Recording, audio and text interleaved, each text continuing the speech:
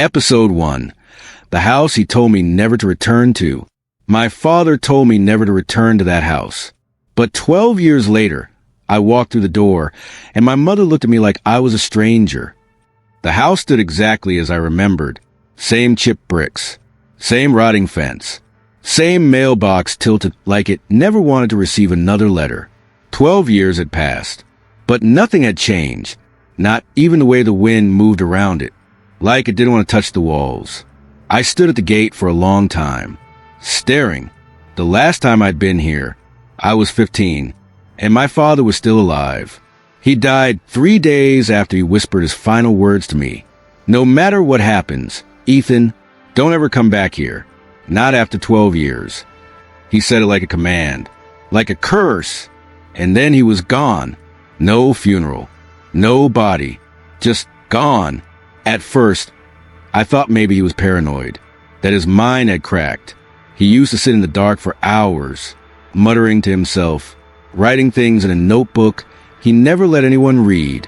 He boarded up the basement one week before he disappeared, nailed it shut with rusted metal and tape, covered in symbols I now realize weren't English or any language I've ever seen.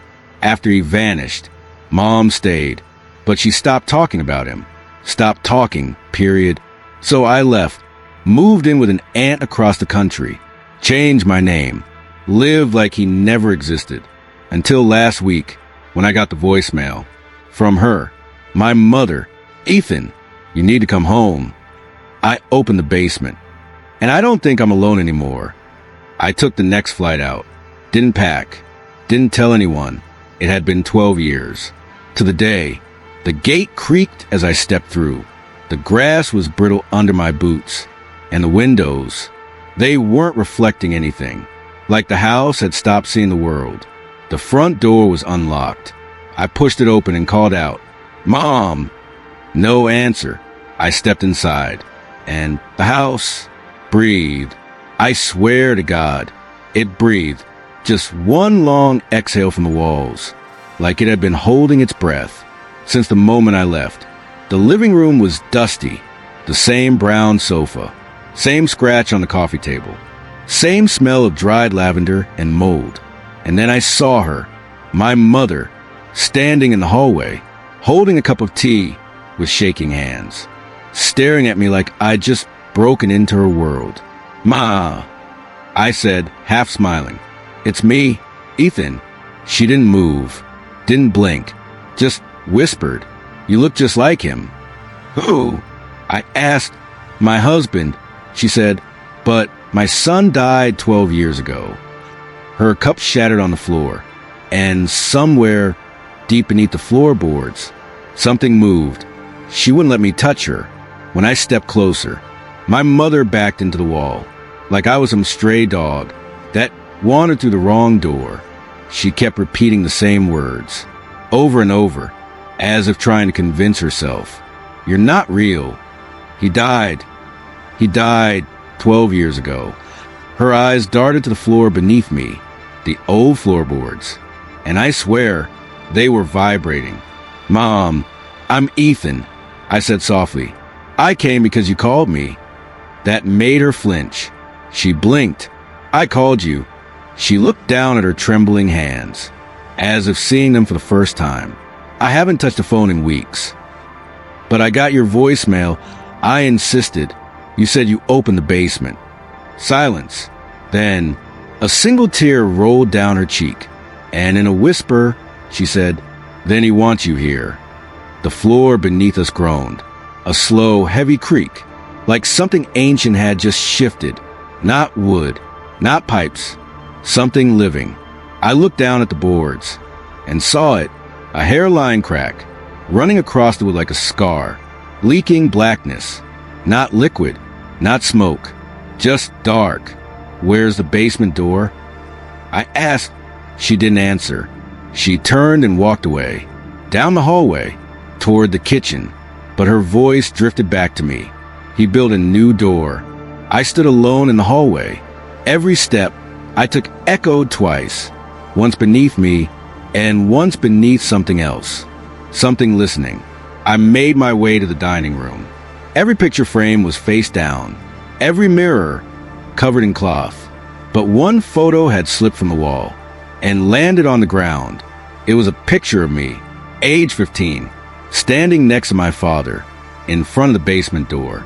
We were both smiling, but as I picked it up, my hands trembled because I remembered this photo being taken. But not like this.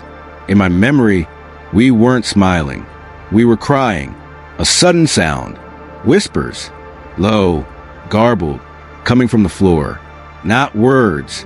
Not yet. Just a feeling of words. Like a tongue, remembering how to speak. After 12 years of silence. I knelt down, placed my palm on the wood, and they stopped. Not because they were gone, but because they were waiting.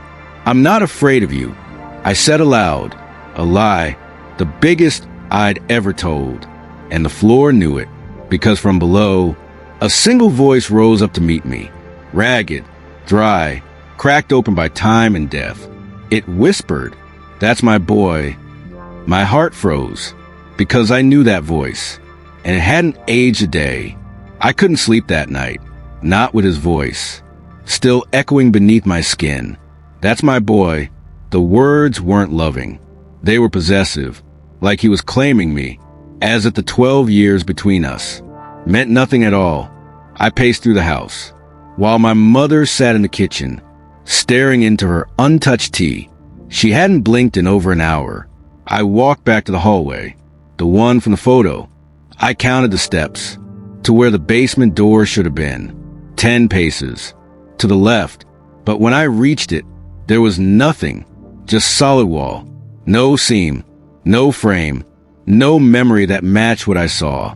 No, I whispered. It was right here. I ran my hands over the wallpaper, tore it back, clawed at the plaster. Nothing. Behind it, only brick, like it had always been. Where's the door?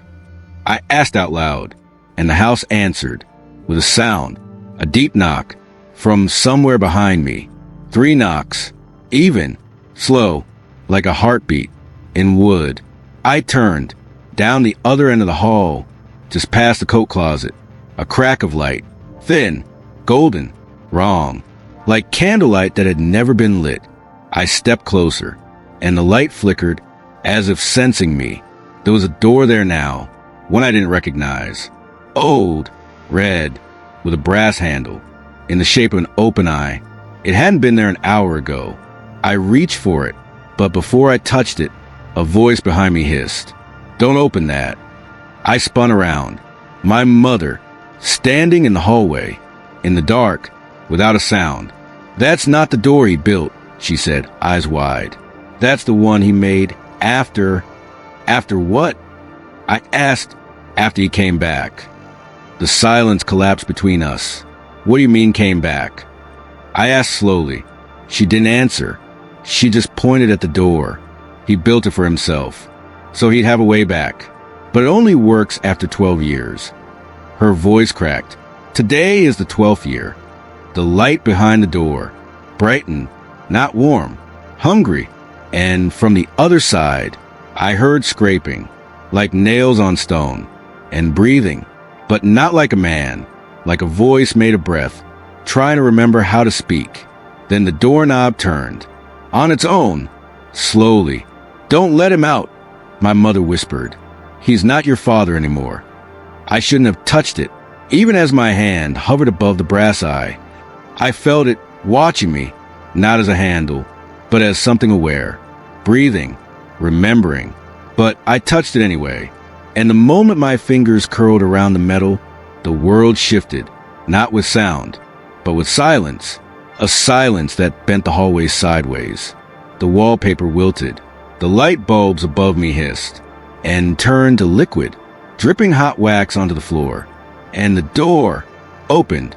Behind it was no staircase, no concrete floor, no basement I remembered, just a room that shouldn't exist. The walls were lined with mirrors, all facing inward, but none reflected me. Instead, they showed him, my father, standing, breathing, 1,000 versions.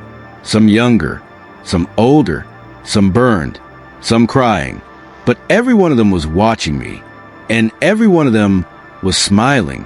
"Come in, Ethan," one of them said. Its voice came from behind glass, but I felt inside my ribs. Another whispered, "You're just like me now."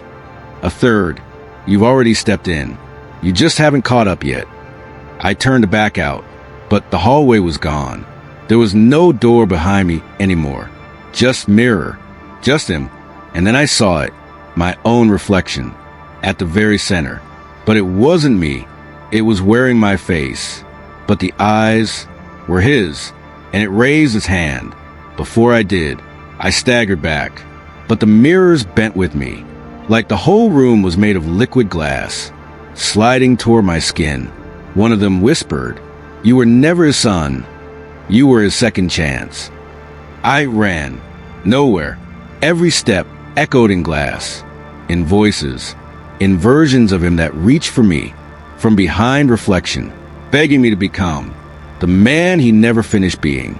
Then the room split, a seam open in the floor, like a wound, and from it he crawled out, not a ghost, not a memory, a body, real, wet with time, eyes hollow with 12 years of silence.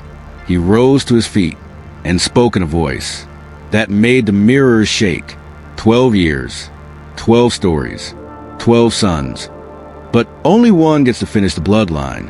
My feet refused to move, not from fear, from recognition. I knew this room. I'd seen it before. In dreams, in drawings I used to make when I was 5, of a man with my face, holding a key made of bone. "You built this," he said. "I just waited in it." He reached into his chest and pulled something out. A page. Old. Torn. Written in handwriting I remember from his old notebooks. He held it out to me. "Take it and finish what I started." I looked down. The page had only 5 words. "Build the room forward, Ethan." And beneath it, the faint imprint of a handprint. Mine. Already there. Already dry. Already waiting. I stared at the page in his hand. My hand. And something inside me cracked. It wasn't fear. It wasn't doubt. It was recognition. "Build the room forward, Ethan." The sentence rang like a drumbeat in my head, and with it came memories. I'd never lived. Not in this life. Not in this skin. But they were mine, laying bricks in darkness, carving symbols into concrete, humming lullabies in a language older than language. Building. Always building. You were never meant to live outside the room.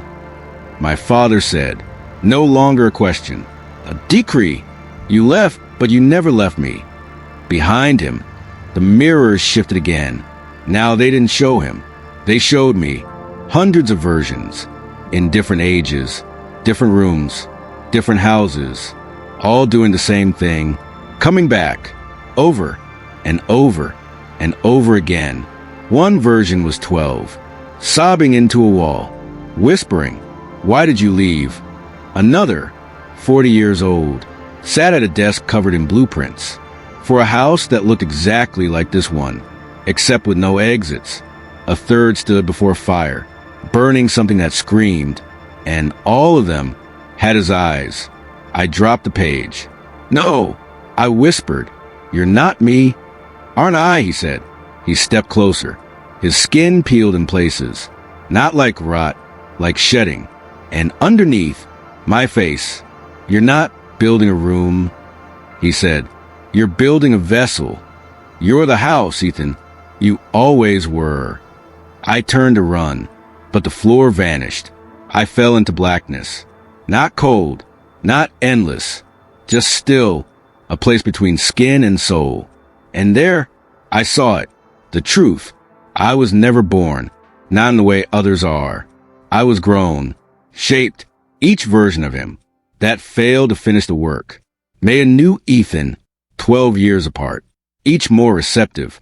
And I was the 12th, the final son, the one he'd been waiting for, the one who came back. I woke on the floor, in the house, the mirrors gone, the light of morning bleeding through the cracks. My mother was gone, only silence remained, except one sound, a heartbeat coming from beneath my skin. And then from the basement door, the real one this time, a whisper rose. My father's voice. Or mine. Maybe both. You've opened it now. It will never close again. I turned the front door. My bag was there. My phone. I could leave. But I didn't, because in my pocket was the page. Folded, warm, waiting. Outside, the sun rose. Inside, I picked up the hammer my father once held, and I walked to the basement door. Because the room wasn't done. Because I wasn't done. Because he was never finished. And I am my father's shadow. Episode 2. The voicemail that never came from her phone. I hadn't heard her voice in 12 years. Not in dreams. Not in memory. Not even in recordings. Because I deleted them all. Burned the tapes. Trashed the discs. Smashed the old answer machine into pieces with a hammer I didn't remember picking up. So when my phone lit up at 3:03 a.m. with a voicemail from her number, I didn't breathe, didn't blink, didn't even feel my own heartbeat. Because I knew, deep in that place no therapy could touch. It was real. I let it sit there, unread, untouched, glowing like a warning flare in my trembling hand. Caller ID, MOM, home. Timestamp. Today, 3:03 a.m. Impossible. Because my mother was buried. Exactly 12 years ago. Closed casket. No viewing. No goodbye. Just a letter from the sheriff saying, "We found the door open. There was something down there." I never read the rest. At 3:33 a.m., I press play. Static. Then, her voice. Dry. Fragile. Cracked like an old recording that shouldn't exist. But it was hers. Without question. Without hesitation. Tess. My name. My real name. Not the one I use now. Tess. Don't answer the second call. No matter what. Even if it sounds like me. Static again. Longer this time. Like silence trying to scream. Then, he's coming through the foundation. He remembers where I hid you. Where you were born. And then nothing. Just a click. Like someone hung up from inside a coffin. I dropped the phone. It clattered against the hardwood floor. And slid under the bed. I didn't reach for it. I just sat there, knees drawn to my chest, wrapped in a sweat-drenched hoodie, waiting for something I couldn't name to find me. It had been 12 years since I ran from that house, from the basement, from the dark. I'd changed my number, my name, my city, even my birthday. Legally, I was no longer Teresa Lang, but somehow he still found me. I don't mean he as in my father. My father died before I was born. At least, that's what Mom always told me. No pictures, no stories, just a locked closet in the attic, and a rule I was never allowed to question. If the lights flicker, go outside. If you hear your name 3 times from below the vents, don't answer. If someone asks you for a name that isn't yours, run. I thought it was trauma, mental illness, a mother with too many locks in her mind. Until she vanished, and they found her in that chair, head tilted back, mouth wide open, like she was still screaming, when the silence took her. That voicemail wasn't a glitch. It wasn't a prank. It was a summon, and the worst part, it had only one ring, and when I checked my call history, it didn't exist. But I remember the voice, not just hers, his, behind the static, a low breath, a hum, like someone warming up their throat before learning to speak again. I stayed up until dawn. No sleep, no lights, just the heavy silence of an apartment that no longer felt mine. And when the sun touched the windows, I made my decision. I packed one bag, just like Mom used to do every year, on the same date, when she'd lock herself in the bathroom with candles and her father's Bible, and whisper things through the mirror. I never listened. But now I think I should have. I booked a one-way train. Destination, Langsville. The house was still there. Boarded up. Condemned after the fire. But I knew the back way in. I remembered where she had the spare key. Because she hid it inside the baseboard. Next to the names.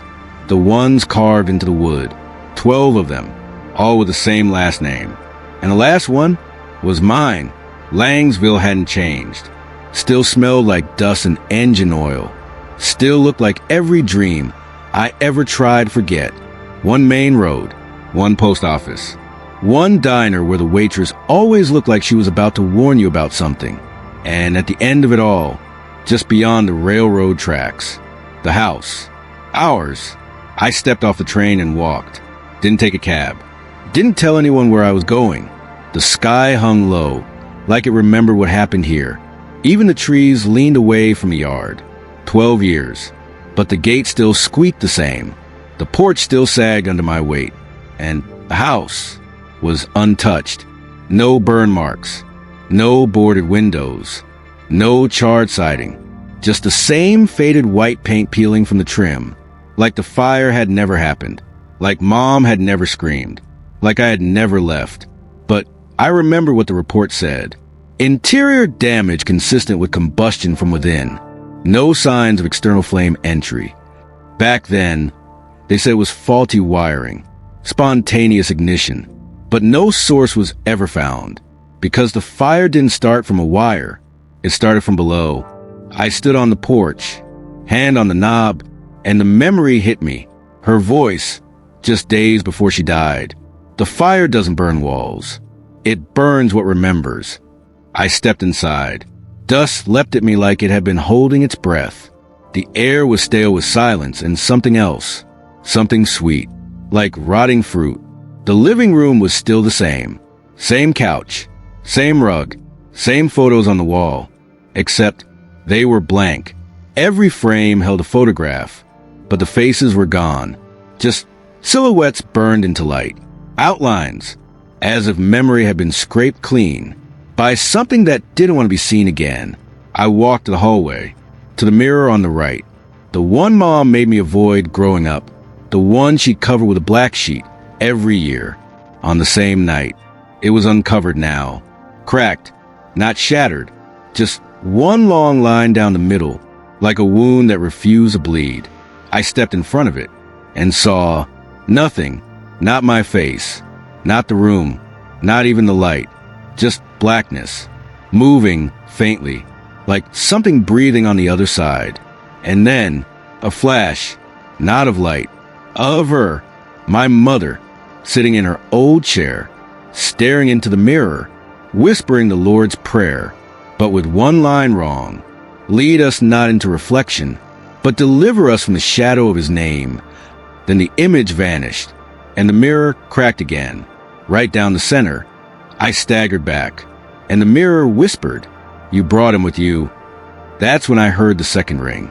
My phone, even though I'd turned it off, even though I'd buried it under my bag in the other room. It rang once, then silence. I didn't answer, because I remembered her warning. Don't answer the second call. But the voicemail came anyway, and when I pressed play, there was no static, no warning, just one line, in his voice. "The room remembers, Tess, and it's almost done building." I didn't sleep. The house didn't let me. Every time I closed my eyes, I felt it watching. Not from the windows, not from the mirror, from the floor, like something underneath the wood was pressing upward, listening for a breath, tasting the weight of my silence. By 4 a.m., I gave up, grabbed the old flashlight from the kitchen drawer, the one that still smelled like rust and battery acid, and I went to my old bedroom. The room was frozen in time. Bed sheets still wrinkled from the last night I slept here.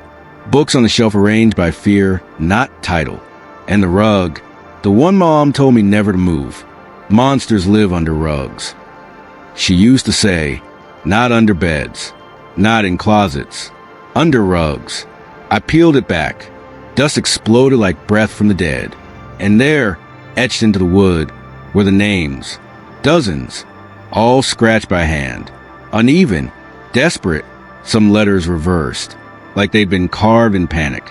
First was Sarah Lang, 1881.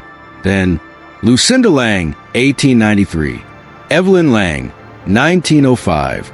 Margot Lang, 1917. And it went on. Every 12 years. A girl, a name, a scar in the floor. Until I saw the last three. Teresa Lang, 1993. My mother, Tessa Lang, 2005. Me, 2017. The last one was only a line. No name, just a gash. And my stomach twisted.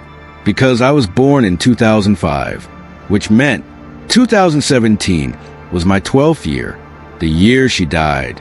I stared at that blank line and whispered, "Who's the next one?" And the floor answered, not in words, but with a sound, a soft, steady scratching from beneath, as if someone was carving the next name. Right now, I put my ear to the floor and heard it, clear, steel against wood, but slower, surer, and then a breath from beneath and a whisper, almost done. I leapt back, heart racing, breath ragged, my own name now a question mark in my throat. And then I remembered the voicemail. He remembers where I hid you, where you were born. I wasn't born in this house. That's what I always thought. That's what she told me. But now I wasn't so sure, because one of the names, the very first, Sarah Lang, 1881, had a small symbol next to it, an open eye burned into the wood. And I'd seen it before, not in this house, but in the church basement Mom used to lock every Sunday, where she whispered into the furnace, like it could answer back. She didn't raise me here. She hid me here. And now, something under my feet was counting the years backward, waiting for the next daughter to carve into the floor. Langsville First Chapel had been closed for 8 years. Official reason, electrical fire. Unofficial reason, people started seeing things, shapes in the stained glass. That changed when no one was looking. Voices behind the organ. One child vanished during a baptism. But I remembered something else. Mom used to bring me here, before dawn on Sundays. Never for service. Always before anyone arrived. She'd light 5 black candles, face the wall behind the altar, and whisper in a language I thought was Latin until now, because last night I heard the same words, whispered from beneath the floorboards. The chapel was padlocked, but the side entrance had always been loose. I slipped in. The pews were dust-covered skeletons. Hymn books melted into the floor, and the stained glass window of the crucifixion had no figure on the cross, just a blank space, as if someone had removed Christ and left the wood bleeding alone. But what made me stop breathing was the altar, or where it should have been. It was gone. No stone, no platform, no candles, just a square section of floor, carved with a single shape. The open eye burned into the wood, the same as under my bed, the same as in the voicemail. I knelt beside it, placed my hand over the symbol, and felt warmth, like a pulse, like something underneath was waiting for my skin. And then I saw it, a thin line in the floor, dustless, clean, fresh, a door. I pried it open. The hinges groaned like they hadn't moved in 100 years, but the smell that hit me was fresh, like soil, like blood, like milk. The stairs led downward, cut from stone. No lights, no cobwebs, just a narrow descent into a dark that didn't feel empty. It felt expectant. At the bottom, I found a room, round, perfect, no corners, just a silence. And in the center, a crib, wooden, old, but polished, with silk sheets, and no base, just a hole, pitch black, where a baby should have been. There was no dust, no insects, no decay, just the sense that something had been placed there and never stopped falling. I stepped closer, and my phone rang. No number, no caller ID, just one word on the screen. Father. I didn't answer, but the crib did. It whispered, not in words, but in breath. My breath. It was mimicking me, breathing when I breathed, holding when I held. And then it exhaled, long, low, familiar. And in my voice it said, "You weren't the last daughter. You were the first mother. The words echoed in my skull long after they were spoken. You weren't the last daughter. You were the first mother. I staggered back from the crib. The flashlight flickered once, then died. But something else lit the room. Not electric, not fire. Red. A slow, creeping glow, like veins of lava beneath the stone. And then I saw it. The walls were covered in writing. Not ink, not paint. Blood. Not dry. Still glistening. Still warm.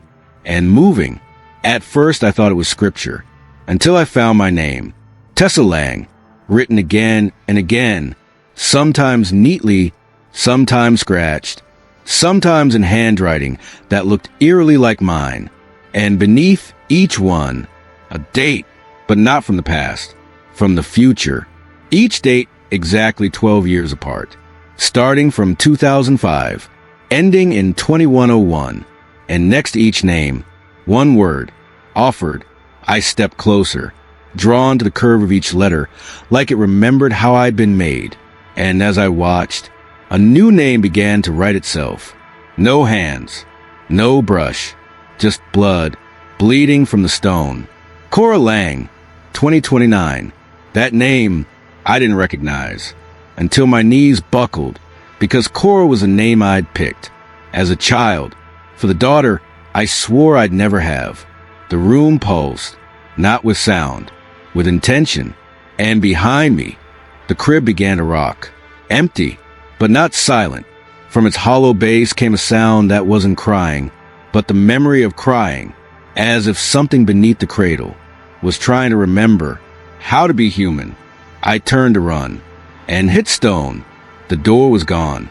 The stairwell vanished. Just wall, breathing. I screamed.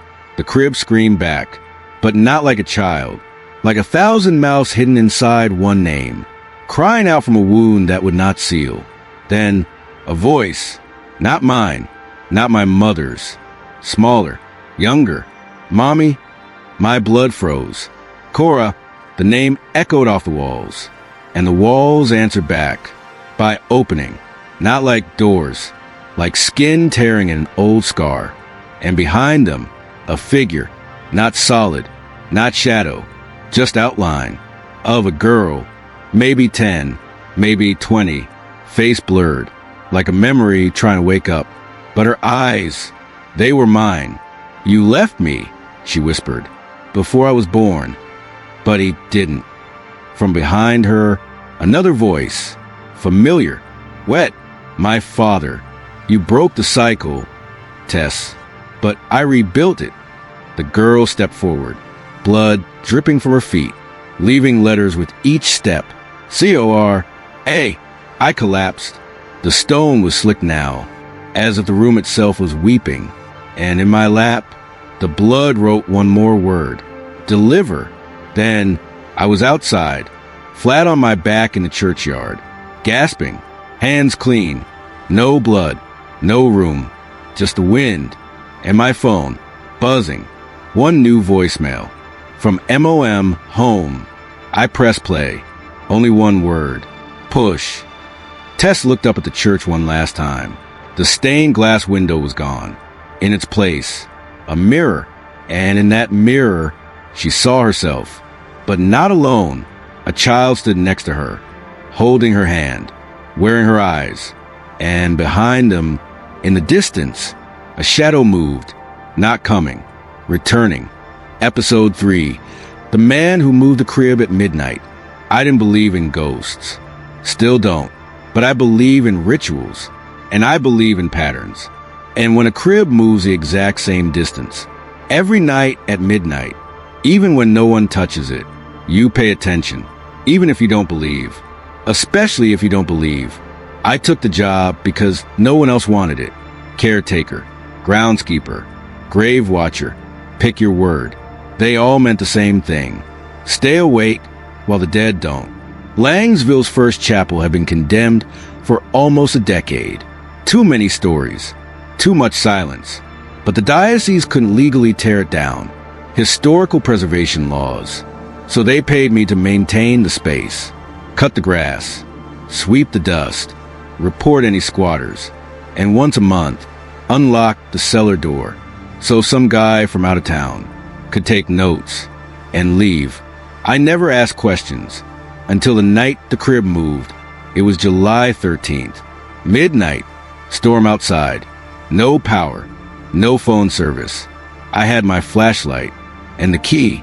The cellar wasn't deep, just 20 steps down, damp stone walls, no lights, one room, and in the center, the crib, wooden, simple, Victorian maybe.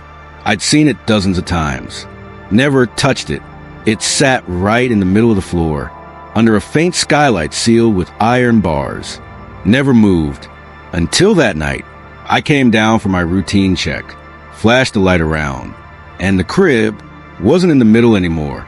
It had moved about a foot to the left, toward the corner of the room, facing the wall.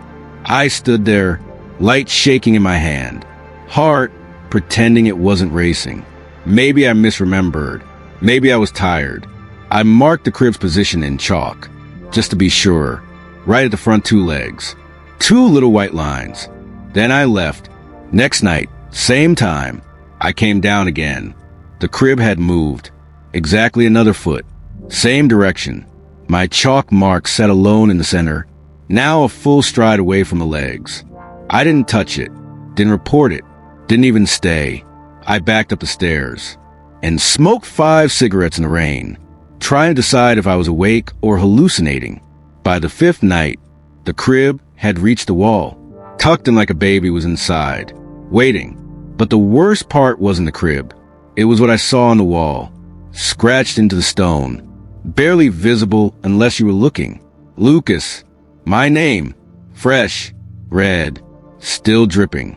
I don't remember screaming, but I remember running all the way back to my trailer across the churchyard. I locked the door, turned on every light, and didn't sleep. The next morning, I told myself it was a prank. Had to be, but I knew better, because the scratches weren't just fresh. They were written in my handwriting. I told myself I wouldn't go back. But the thing about rituals is, they don't need your belief, just your body. And mine was already moving before I said yes. Midnight again. I held the flashlight like a crucifix, but it didn't feel holy. Each step down into the cellar felt like a heartbeat I didn't own. The walls were too silent, like they were holding their breath. For something I hadn't met yet, the crib hadn't moved that night. Still pressed into the corner, still pointed at the wall, still empty. Or so I thought. I stepped close, shined a light inside. No sheets, no toys, just a cradle of shadow. But when I leaned in, I heard it. Not a cry, not a giggle, a breath, sharp, slow, right behind the wood, like something on the other side of the cradle's thin panel was inhaling me. Then a voice, low, raspy, like it had just learned how to use lungs. You left me here. I froze because the voice was mine, my pitch, my tempo, but older, tired, and angry. You left me here, Lucas. I backed away, tripped over my own feet, landed on the cold stone. The flashlight rolled. Darkness swallowed the corners, but the voice stayed. You watched them carry me down, and you said nothing. You nailed the door shut, and you walked away. I shook my head. No, I whispered. I didn't. You forgot. I remember. Suddenly, the crib creaked. A slow rock, back and forth, empty, but moving. And with each sway, the voice changed, shifting between ages. Sometimes I sounded 5, sometimes 20, sometimes like I was already dead. You can't bury a memory, Lucas. You can only raise it. And then a sound like nails on the bottom of the crib, scratching, steady, rhythmic, and spelling. I crawled toward the flashlight, snatched it, shined it back on the floor, and there in the dust, beneath the crib, a name was being written. But it wasn't mine. It was Isaac. I didn't know an Isaac, not in this life, but something deep inside my chest, cracked, like the memory was there, just waiting to be dug up. And then the voice whispered, "You do know him. You were him." Episode 3. The man who moved the crib at midnight. I didn't believe in ghosts. Still don't. But I believe in rituals. And I believe in patterns.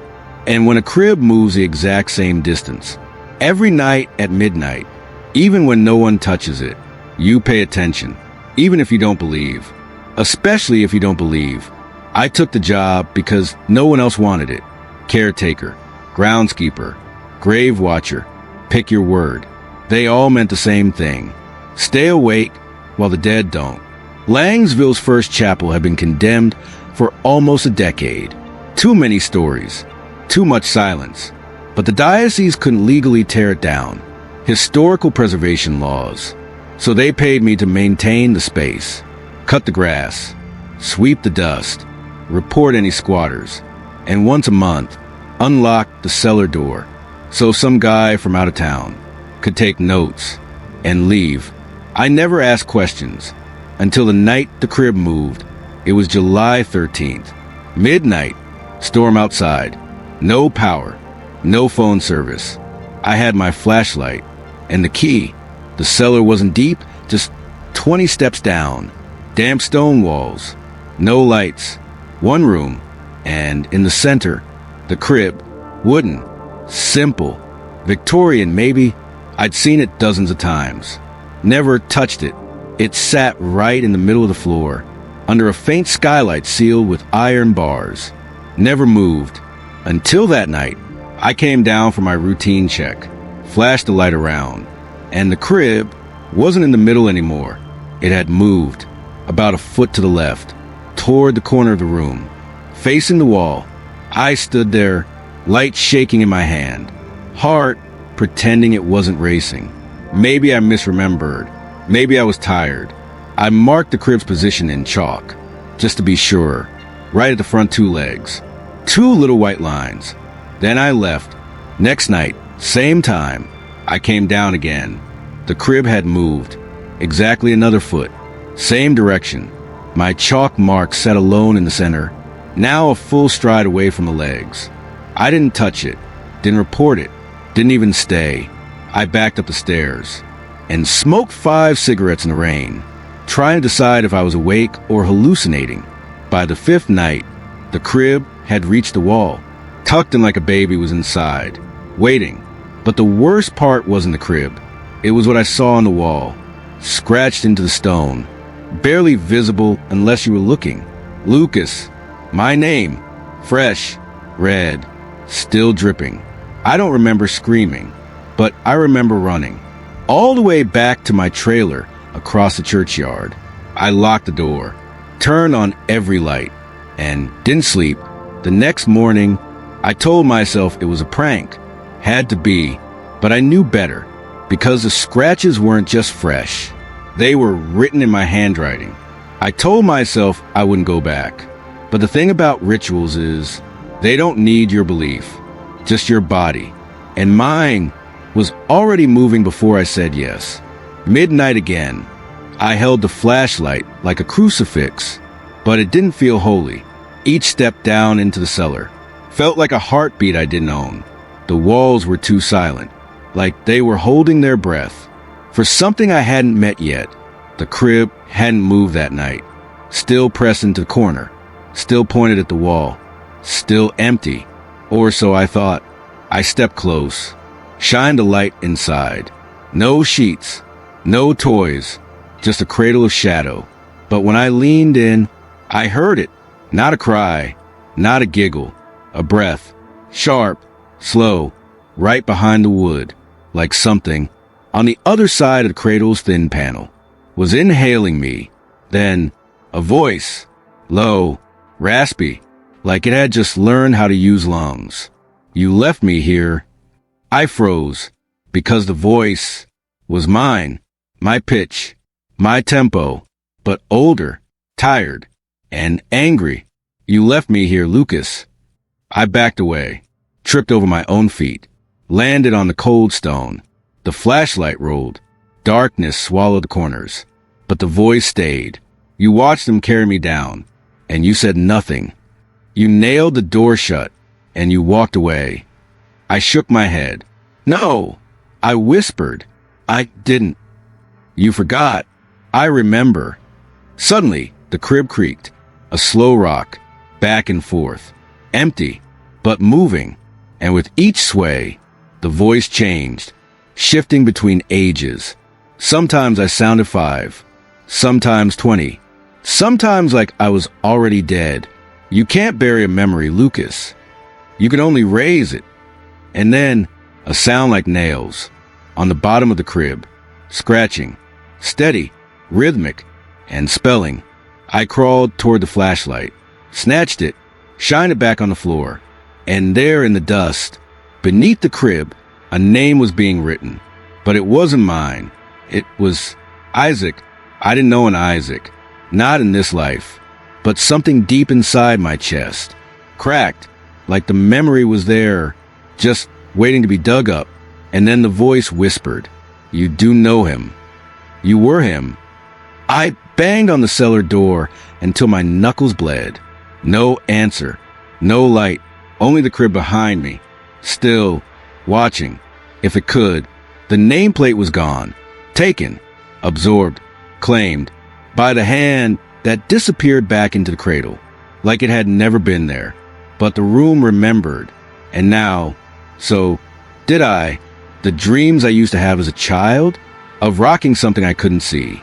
Of singing to someone who cried in silence? They weren't dreams. They were memories. From before this life. From the one before that. And before that, I was never just Isaac. Never just Lucas. I was the one who stayed. The one who always returned. The one who held the rhythm. When the world above forgot how to hum. And the one who kept the cradle moving. So the thing inside it never truly woke up. They all left, the room whispered. But you never did. And I saw them now. The others. Men with my eyes. My hands. My sins. Walking backward into history. Each one holding the crib. Each one staying until the end. And when their arms broke, mine began. The rocking starts again. But not slow. Fast. Erratic. Hungry. Something is stirring. Something that needs to be soothed. I step forward. Not because I want to. Because I always do. I reach for the cradle. It's warmer now. Beating like a second heart. And as my hand touches the wood, I see her. Cora, the name from the church. The daughter that never was. Or maybe always was. She's standing in the shadows. Watching. Holding a candle made of bone. And she speaks. If no one rocks it, it wakes up. If it wakes up, we forget who we are. My knees buckle. I fall beside the cradle. And with one final breath, I sit down, cross-legged, silent, and place one hand on the wooden frame. It rocks, back, forth, back, forth. The blood stops crawling on the walls. The whispers fade. The room stills. And I know I'm home. Outside, the wind forgets how to scream. Inside, a voice hums a lullaby. No one remembers teaching me. And above it all, a single sentence carved into the ceiling begins to glow. He chose to stay, so you could forget. Episode 4. The woman who kept her baby under the floor. No one tells you that love can sound like screaming, especially at 3:13 a.m., especially when the baby monitor crackles, and the cry that comes through isn't your child's. Eleanor Lang had lived in the old farmhouse less than 2 months. She moved in with nothing but a crib, 2 suitcases, and a baby that hadn't cried for the first 2 weeks of its life. Not once. Not until the first thunderstorm. And even then, it wasn't his cry that woke her. She knew her son's voice. Soft, new, still learning how to need. But the sound she heard through the monitor? Older, hollow, like it had been waiting. It wasn't a baby crying. It was a memory crying. She bolted upright in bed, bare feet on cold floor, storm light slashing through the curtains. She checked the time. 3:13 a.m., the exact hour her grandmother used to pray. The monitor crackled again. One long breath, then a whimper. not scared, hungry. But when she rushed to the nursery, her son was asleep, peaceful, unmoved. The monitor still buzzed. That night, she didn't sleep. She sat on the nursery floor, rocking gently, waiting for a sound that didn't belong. And just before dawn, it came again, this time from beneath the floorboards. It was faint, like something buried deep, still alive, still calling. A cry not for help, but for recognition, like it knew her, like it remembered her arms, and wanted them back. She tore up the carpet the next day, found nothing but old wood, nails rusted into splinters. But in the grain, she saw it, a symbol, almost faded, an eye, burned into the floor, just beside the crib. That night, she placed her child's crib on the other side of the room, far from the eye. But at 3:13 a.m., the crying started again. Only this time, her baby screamed too. She ran in, lights flickering, windows fogged from the inside, the baby trembling, eyes shut tight, face pale, and the floor was rocking, just once, back and forth, even though there was no cradle there, even though she'd never brought one. The next morning, she called her mother, told her everything. There was a long pause, then a whisper. "Did you find the name on the floor yet?" Eleanor went still. "What name?" "Yours." The next morning, Eleanor didn't eat, didn't speak, didn't cry. She just stared at the floor, beneath her baby's crib, hands clenched like she was holding something, too fragile to name. Her mother's voice still rang in her ears. "Did you find a name yet?" She had so many questions, but none louder than the one that pressed against her skull, like a fever waiting to break. Why would my name be under the floor? Unless it had always been there, long before she was born. At noon, with her son napping in her lap, she moved the crib, slid it gently to the other side of the room, whispered apologies, and pulled up the first floorboard, then the second and the third. The nails came out like they had been waiting. The wood groaned like it hadn't breathed in years. And beneath them, in the dirt, letters carved into the ground. Not stone, not cement, packed earth, but the grooves were real, deep, precise, almost reverent. She brushed the dust away, and there it was, Eleanor Lang, B, 1989, B, 1941, B, 1889, 3 times, same name, different years, each line fading further into time. And beneath them, one final line. Let her forget, let her raise what we could not. Her breath caught, not from fear, from recognition. She had always hated her name, said it sounded like it didn't belong to her. Too old, too heavy, like a name borrowed from someone else, someone who still wanted it back. She stood slowly, back aching, legs trembling, and as she reached the crib, it rocked, on its own, just once, and then her baby cried, not loudly, just a single wail, but from deep in his lungs, like he'd finally seen what was beneath him. She held him to her chest, whispered over and over, "You're mine, you're mine, you're mine." But the floor whispered back, "He never was." That night, at 3:13 a.m., Eleanor woke to a soft hum, not from the monitor, from under the floor. A lullaby, old, wrong, the tune her grandmother used to hum while brushing her hair, except now it was coming from the earth. She grabbed the baby, ran outside barefoot, into the night wind, and only when she reached the end of the field did she look back. The windows were glowing, not with fire, not with light, but with the slow pulse of something remembering her. Eleanor stood trembling at the threshold of her ancestral home, the old manor looming before her under a starless sky.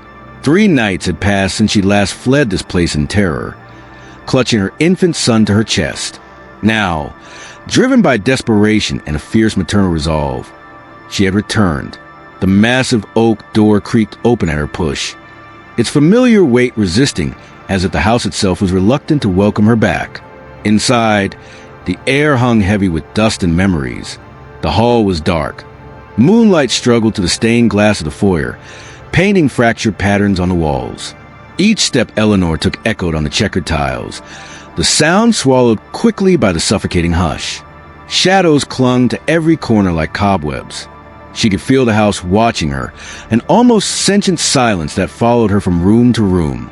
As she crossed the parlor where sheets covered the furniture like ghostly shrouds, a chill wind whispered through a cracked window, carrying with a faint scent of burnt wax and something sour. She cradled her sleeping son tightly in her arms. His tiny warmth and the gentle weight against her steadied Eleanor's racing heart. "I'm here for you," she thought, pressing a kiss to his forehead. In the oppressive gloom, the baby stirred but did not wake. He had mercifully slept through the journey back. Eleanor's own exhaustion was palpable, dark crescents under her eyes, limbs heavy, but her resolve burned brighter than her fatigue. She remembered the terror in his cries 3 nights ago, the way the nursery shadows had seemed to come alive around his crib. She would not let that horror take root again. The old house groaned as if in recognition of her return. Floorboards that had long forgotten any weight now creaked beneath her every step. Past the foyer, down the corridor lined with oil portraits of stern-looking ancestors, she moved with cautious purpose. Their painted eyes seemed to follow her, a gallery of her bloodline bearing witness. In her mind, she heard her grandmother's voice, stern but caring. "Never venture into the sealed room, Ellie. Never." The admonition rang clearer now than it ever had in childhood. At the time, she hadn't understood. No one even told her where the sealed room was. It had become a family ghost story of sorts, a warning passed down without context. Only now, after what she had witnessed in this house, did Eleanor suspect that the ghost story was real and that her grandmother had sealed away something truly dangerous. As she made her way through the familiar labyrinth of halls, she felt an almost gravitational pull leading her forward. It was as if something or someone was guiding her deeper into the house. The electric lights no longer worked. Perhaps the power had failed in her absence, so she relied on a single flickering oil lamp found in the parlor to light her way. Its flame cast a frail circle of light, illuminating motes of dust dancing in the air. At the end of the main hallway, Eleanor paused. Before her stood the large mahogany bookcase that dominated the wall, a piece of furniture she remembered well. Countless times in her youth she had run her fingers along its carved columns and lion's paw feet. She remembered it being flush against the wall, immovable, but now it stood slightly askew. There was a narrow gap between the bookcase and the wall, as if it had been shifted, revealing a dark sliver of something behind it. Heart pounding, Eleanor approached. The gap was just wide enough to slip her hand through. Bracing the lamp on the floor, she pushed against the heavy bookcase with her free shoulder. At first it resisted, its weight enormous, scraping loudly on the wood floor. With a grunt of effort, Eleanor heaved again, fueled by adrenaline and fear. Slowly, inch by agonizing inch, the hulking shelf shifted aside. Dust rained down from its top, and a book fell, its ancient spine cracking as it hit the ground. She ignored the sudden clatter, eyes fixed on the space where the bookcase had stood. Behind it was a door. The door was small and made of old, dark oak, a servant's door perhaps, or one built for secrecy. It bore no ornate carvings like the other doors of the house.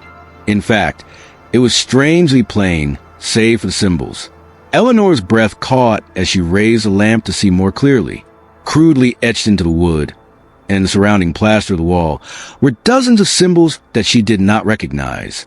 Circles intersecting with lines, sigils that looked like twisted figures and eyes, and crude runes overlapped in a feverish tapestry. They had been gouged deeply, angrily.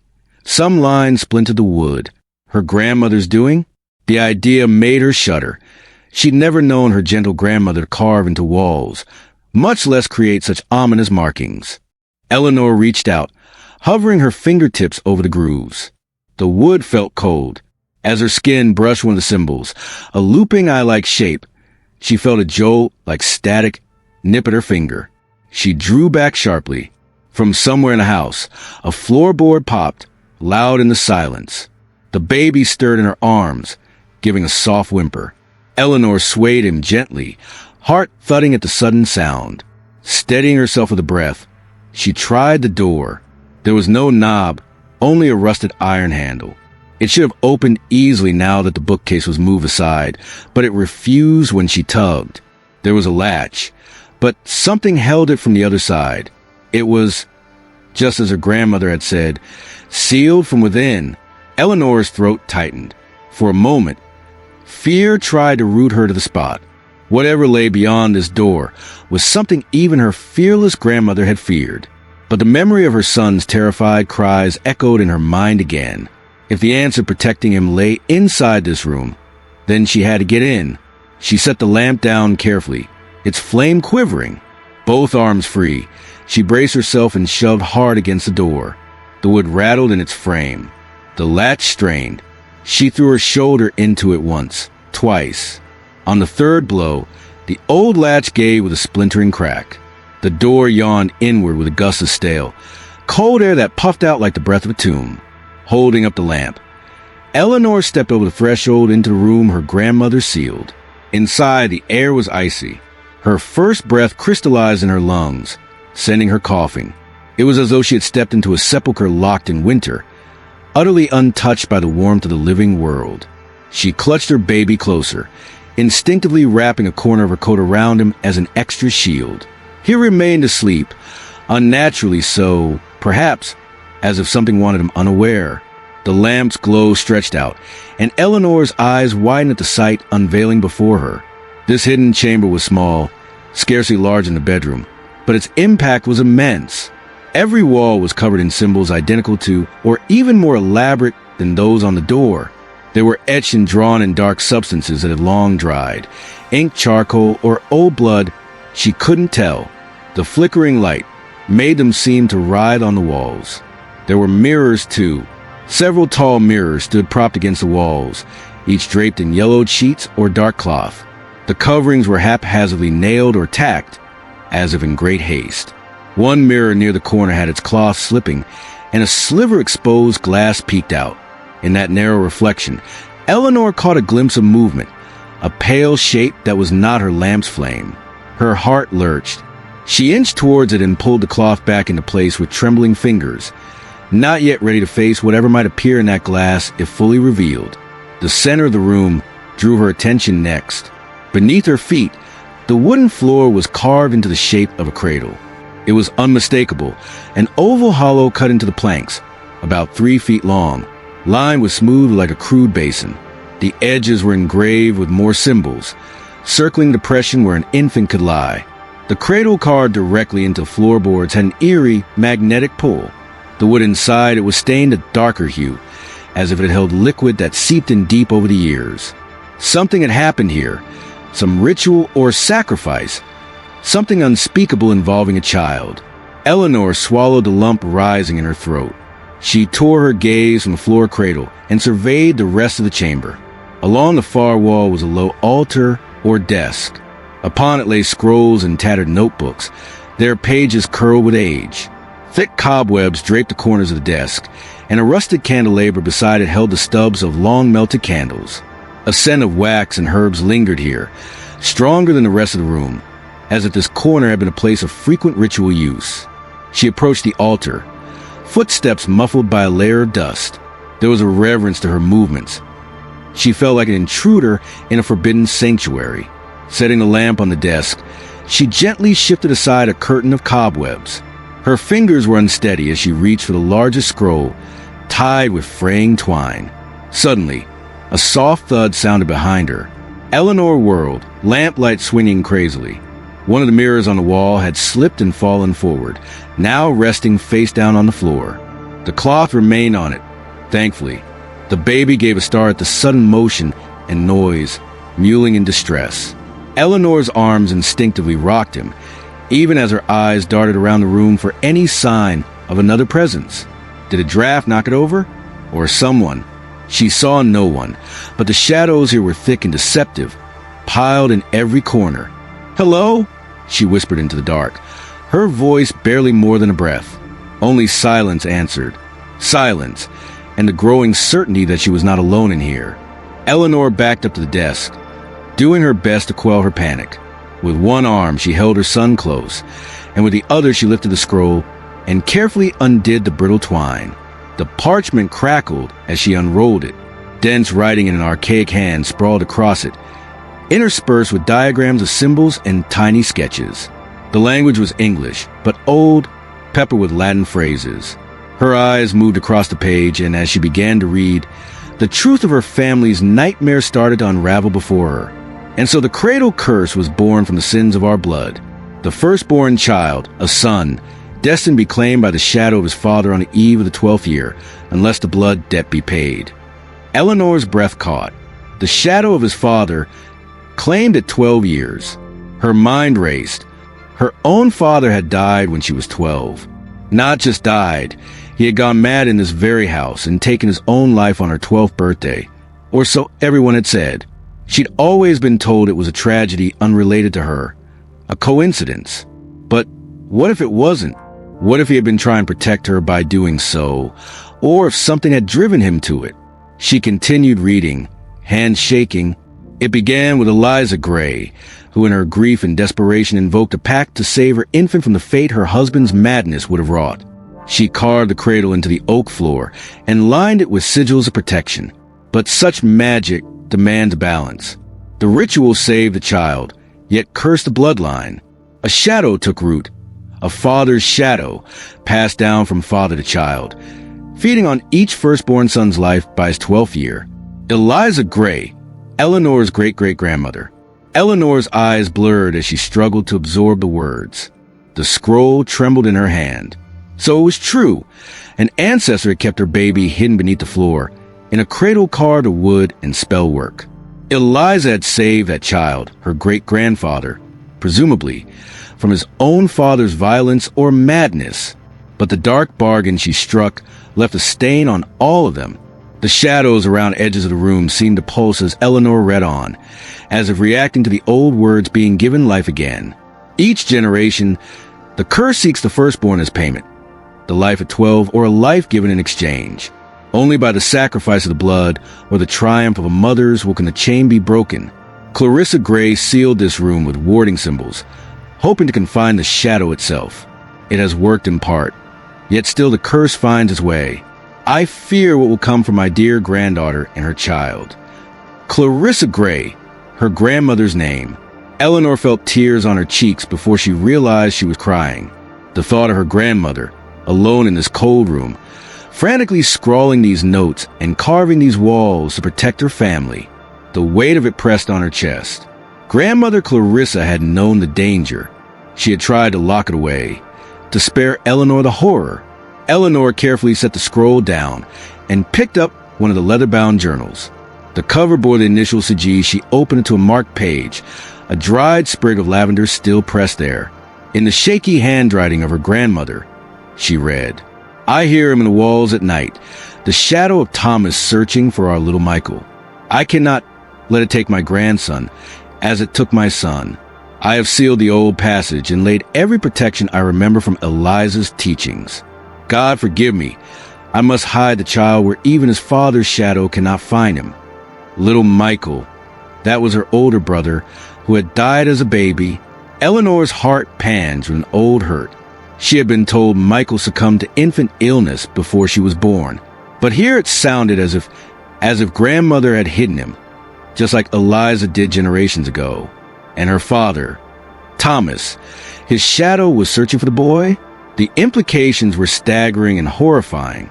A sudden knock, rap, rap, rap, on the other side of the hidden door jolted Eleanor from the journal. She gasped, nearly dropping the book. The knocks came again, harder this time, rattling the door on its hinges as if some furious visitor demanded entry. The baby started wailing, startled awake by the noise and by his mother's jolt of fear. His cries echoed sharply in the small chamber. Eleanor's blood ran cold. Who could be out there? The house should be empty. Was it truly someone outside the door, or the house itself playing tricks? For a heartbeat, she was terrified it might be her husband, or rather, what he had become in these last few nights. But no, he was miles away. Perhaps it was no living person at all. Perhaps one of those shadows had peeled itself from the walls and come to knock. With trembling resolve, Eleanor stepped toward the door, bounced at her son gently to calm him, though her own heart was thrashing. "I won't run this time," she whispered, unsure if it was to herself or child or the unseen presence. The lamplight wavered as if a breeze passed, though the air was still. She pressed her back against the cold wood and peered through the thin slit where the door stood ajar. In her shock, she hadn't closed it fully upon entering. Now she eased it open a bit more and raised a lamp, casting a faint orange glow into the hallway beyond. Nothing but darkness and silence looked back at her. The corridor was empty, no sign of any intruder or ghostly visitor, just the same oppressive dark. Even so, the fine hairs on her neck prickled. Holding her son tightly, she began to hum a shaky lullaby to soothe him. His sobs dwindled to whimpers, though his tiny fists still clung to her blouse. Fingers trembling, a skittering sound made Eleanor snap her head to the left. Down the hall, near the foyer, she glimpsed a fleeting movement. Something blacker than shadow slipped out of sight behind the stairs. The figure of a man? It was impossible to tell. It moved so quickly. Eleanor swallowed hard. Whether it was imagination or real, she knew the curse's shadow was no longer confined. Perhaps reading the scrolls or breaking open the door had disturbed the tenuous seal. The house was stirring around her, unsettled and hungry. Eleanor pulled the hidden room's door shut behind her and left it ajar no more. She dared not leave that gateway open for anything to follow. She knew she shouldn't linger here with her child. For all the knowledge she'd gained, the spot was vulnerable if the entity was loose. Better to move, to be ready. She quickly shoved a few of the crucial papers into her coat pocket. Pages detailing protective rites, half-remembered incantations scribbled by Clarissa, and the final page of the scroll that hinted at a way to end the curse. With her son in one arm and a lamp in the other, she inched down the hallway toward the main staircase, every sense on high alert. The quiet was oppressive. It was a kind of silence that wasn't empty at all, but full of subtle sounds. Her own breathing, the creak of old wood, and something else beneath it, like a faint hiss or whisper at the threshold of hearing. The flame in the lamp fluttered, throwing jittery shadows on the walls. Those ancestral portraits looked different now. Their eyes seemed to glare in judgment or warning. In one painting, the patriarch's face, was it her great-grandfather? Caught the lamplight, and for just a second she thought his painted mouth moved, twisting into a silent snarl. Eleanor tore her gaze away, heart hammering, telling herself it was just her mind playing tricks. Yet every instinct told her some presence was stalking her through the house, wearing the darkness like a cloak. She rounded the corner into the foyer, instinctively heading for the stairs that led up to the nursery, then stopped. No, not safe, a voice inside warned. The nursery was where the terror first came, where she found her son screaming and the shadows coiling around his crib days ago. She would not trap herself there again. Instead, she turned toward the front of the house, to the wide arch leading back into the parlor. That room had windows to the outside, and was where daylight once streamed in, where she had happy childhood memories with her grandmother, full of music and laughter. Perhaps a lingering echo of love and warmth there could help ward off evil, at least for a little while. The parlor door was half closed as she had left it. She nudged it open with her foot and slipped inside. Immediately she sensed motion. One of the white sheets covering an armchair in the corner seemed to ripple, as if something had just been standing there and fled at her approach. Eleanor swept the lamplight over the space, but saw only the furniture and those dust-covered sheets settling into stillness once more. She set the lamp on the coffee table, which was still draped with her grandmother's lace runner, now gray with dust. Gently, she lowered her son into the antique bassinet by the wall, an heirloom crib that had been hers as a baby, kept here even after all these years. She had brought out of storage when she moved back for a time. Thankfully, it remained. It was a small comfort amid the chaos, a reminder of innocent days. The baby fussed as she laid him down, his little arms reaching up for her. "Hush, my love," she whispered, leaning over to stroke his cheek. "I'm here. I'm not going far." He looked up at her with wide, bleary eyes. She mustered a smile she didn't quite feel, hoping her calm tone would reassure him. Inside, her stomach was tight with dread. How could she protect him from a shadow, an evil that had stalked her family for generations? But the scrolls insisted that the triumph of a mother's will could break it. That had to mean something. She thought of Eliza Gray saving her baby beneath the floor, of Clarissa Gray sealing this very house to contain the evil. They had fought back with what they had, with love and desperation. Eleanor's own mother. She knew so little of her mother's role in all this. Her mother had died when Eleanor was very young, another casualty of the family curse perhaps. It always seemed to be the women left behind, picking up the pieces and waging this secret war. No more. Eleanor thought fiercely, looking down at her tiny son. His eyelids drooped again, exhaustion finally overtaking fear. This ends with me. As if an answer, a long, low creak sounded from the foyer. It was a distinct groan of the front door slowly swinging shut. She realized she had left it ajar when she first came in. Now it seemed the house itself had closed them in, whether to keep other things out or to keep them inside with it. She could not tell. Eleanor's pulse quickened. She straightened and turned, eyes scanning the parlor's dim expanse. On the mantel above the cold fireplace, an antique silver hand mirror suddenly caught her eye. Its surface was uncovered, unlike the mirrors in the sealed room, and it glinted with the reflection of the lamp's flame. In that oval glass, she saw a flicker of movement behind her, a shape standing in the foyer's darkness, just beyond the parlor threshold.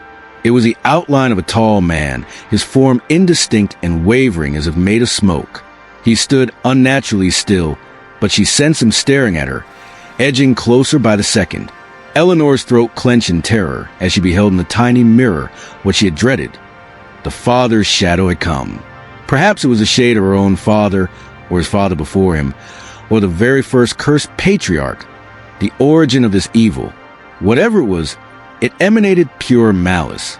The air at the parlor entrance fell heavier, as though something pressed against the doorway from the other side, warping the shadows around it. She spun around to face the thing directly.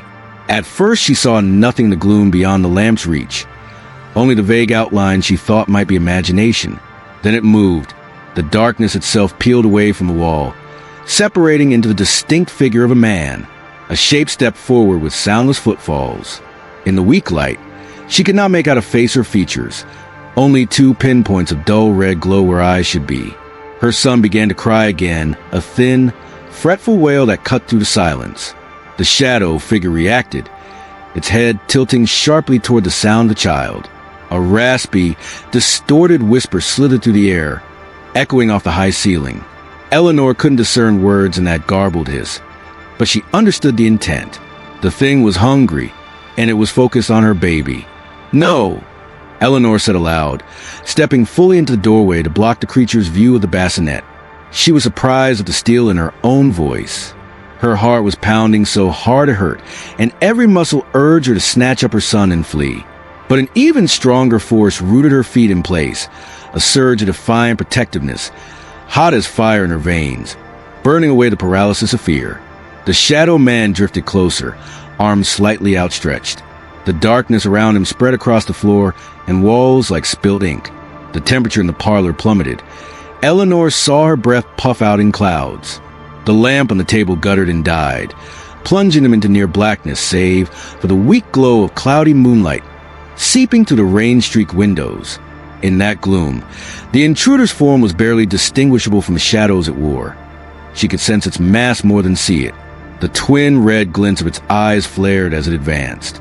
A smell hit her, a sickening blend of decay and soot, like a long-buried corpse dragged from a fire. Eleanor's mind flashed with fragments of what she'd read. Only by sacrifice of the blood, or the triumph of a mother's will, Clarissa had attempted sacrifice, perhaps offering her own life or someone else's to appease the curse. That path had only delayed the darkness, not defeated it. The other path, a mother's will, was more inscrutable. It must mean a refusal to give in, a power fueled by a mother's love and fury. She had no weapon, no holy water or Latin exorcism at the ready. All she had was her devotion to her son and the blood of her ancestors in her veins. If this wraith was indeed the amalgamated shadow of those cursed fathers, then perhaps the mothers of the bloodline held a special power over it. Perhaps she held that power, if only she could muster it. The entity suddenly surged forward, crossing the threshold into the parlor in an instant. Eleanor staggered back at its speed, keeping herself between the shadow and her child. Behind her, the bassinet rattled as unseen forces tugged at it, drawn by the baby's frightened cries. A fury ignited within Eleanor at the sight of the cradle shaking. Her maternal instinct roared to the forefront. She planted her feet firmly. "You cannot have him," she screamed, her voice ripping out her throat with a raw, commanding force that she'd never heard from herself before. The house itself seemed to reverberate with her cry. For just a heartbeat, the shadow halted. The darkness around them quivered as if struck. In that brief pause, a sudden heat bloomed against Eleanor's chest. Dangling beneath her blouse was the silver locket Clarissa had given her long ago, a protective talisman etched with tiny runes. Now it grew warm, almost hot, against her skin.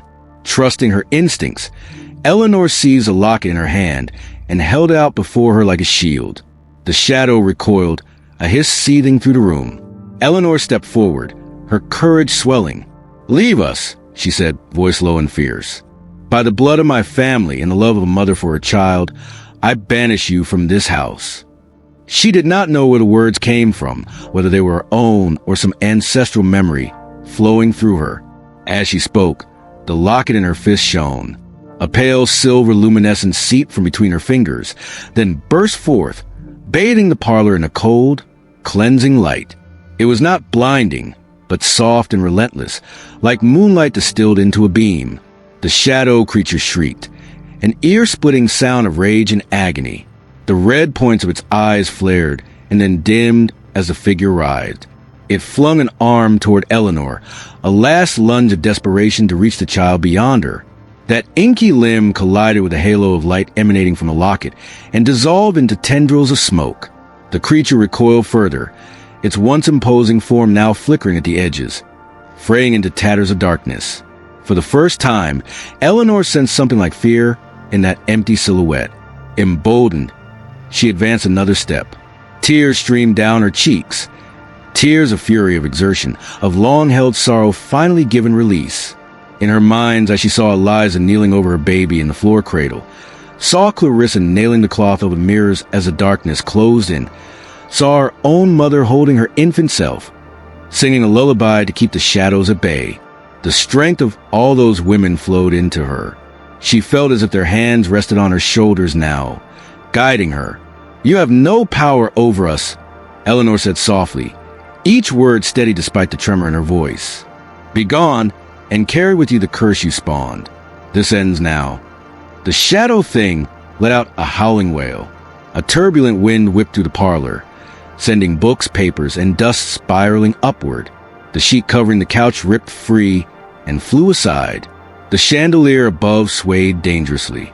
The darkness congealed and rushed at her one more time, engulfing Eleanor in its frigid embrace.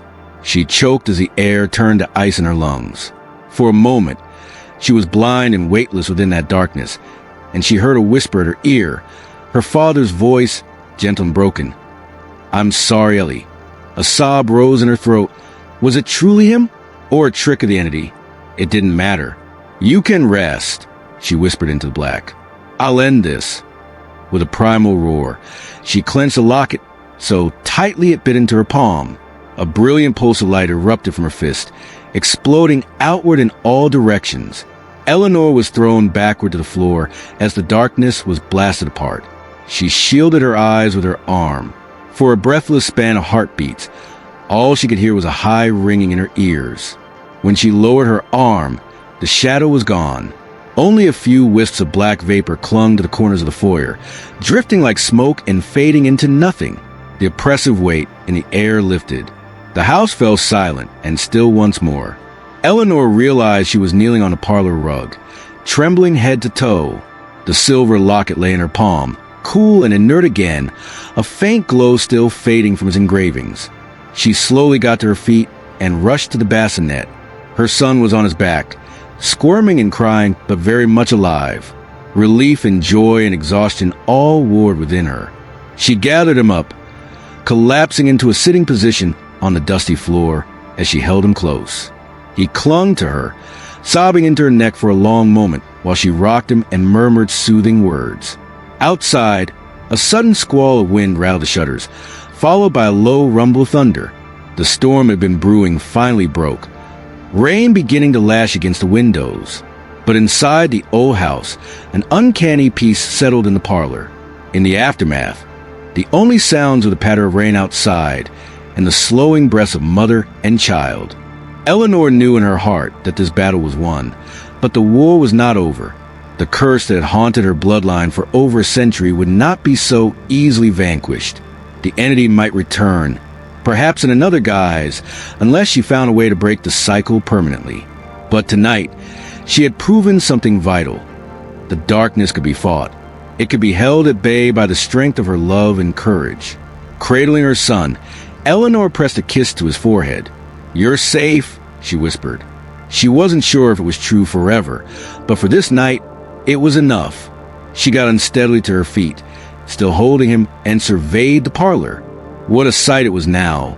Dust drifting everywhere, furniture askew, sheets on the floor, the aftermath of a tempest. And yet, she felt no fear in this moment, only a fierce resolve. She walked slowly to the small silver mirror that still stood on the mantel. In its speckled glass, she saw her own reflection, a pale, tired young woman with red-rimmed eyes, hair falling loose around her face, her cheeks stained with tears. But in her arms, her baby gazed up at her with absolute trust, and behind fatigue in her own eyes there was a new spark, a fire of determination. Eleanor thought of the scrolls and journals waiting in the sealed room. Clarissa had left her the tools and knowledge she would need. There would be much work to do come morning. Protective measures to reinforce, rituals to study, perhaps even spirits to lay to rest. The 12-year cycle had been broken tonight, or at least interrupted. If she had anything to say about it, it would never claim another life. A crash of thunder shook the house, the lights flickering off then on again. The chandelier's glow was weak, but steady enough to illuminate her path. Holding her son securely, Eleanor stepped out into the foyer once more. One by one, she began turning on the lights in every room she passed, driving out the darkness that lingered. The old wiring hummed, and the bulbs glowed, as if the house itself was sighing in relief. She made her way up the staircase toward a bedroom where they could rest.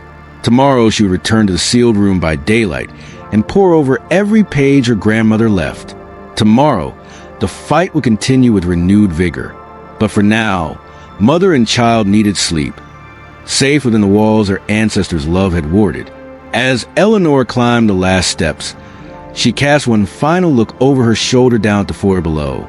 In the faint reflection of a mirror on the wall, she imagined the silhouettes of women standing behind her, Eliza, Clarissa, her own mother, watching over them in solidarity. She allowed herself a tired smile. "Thank you," she whispered, unsure if the spirits of her foremothers could hear.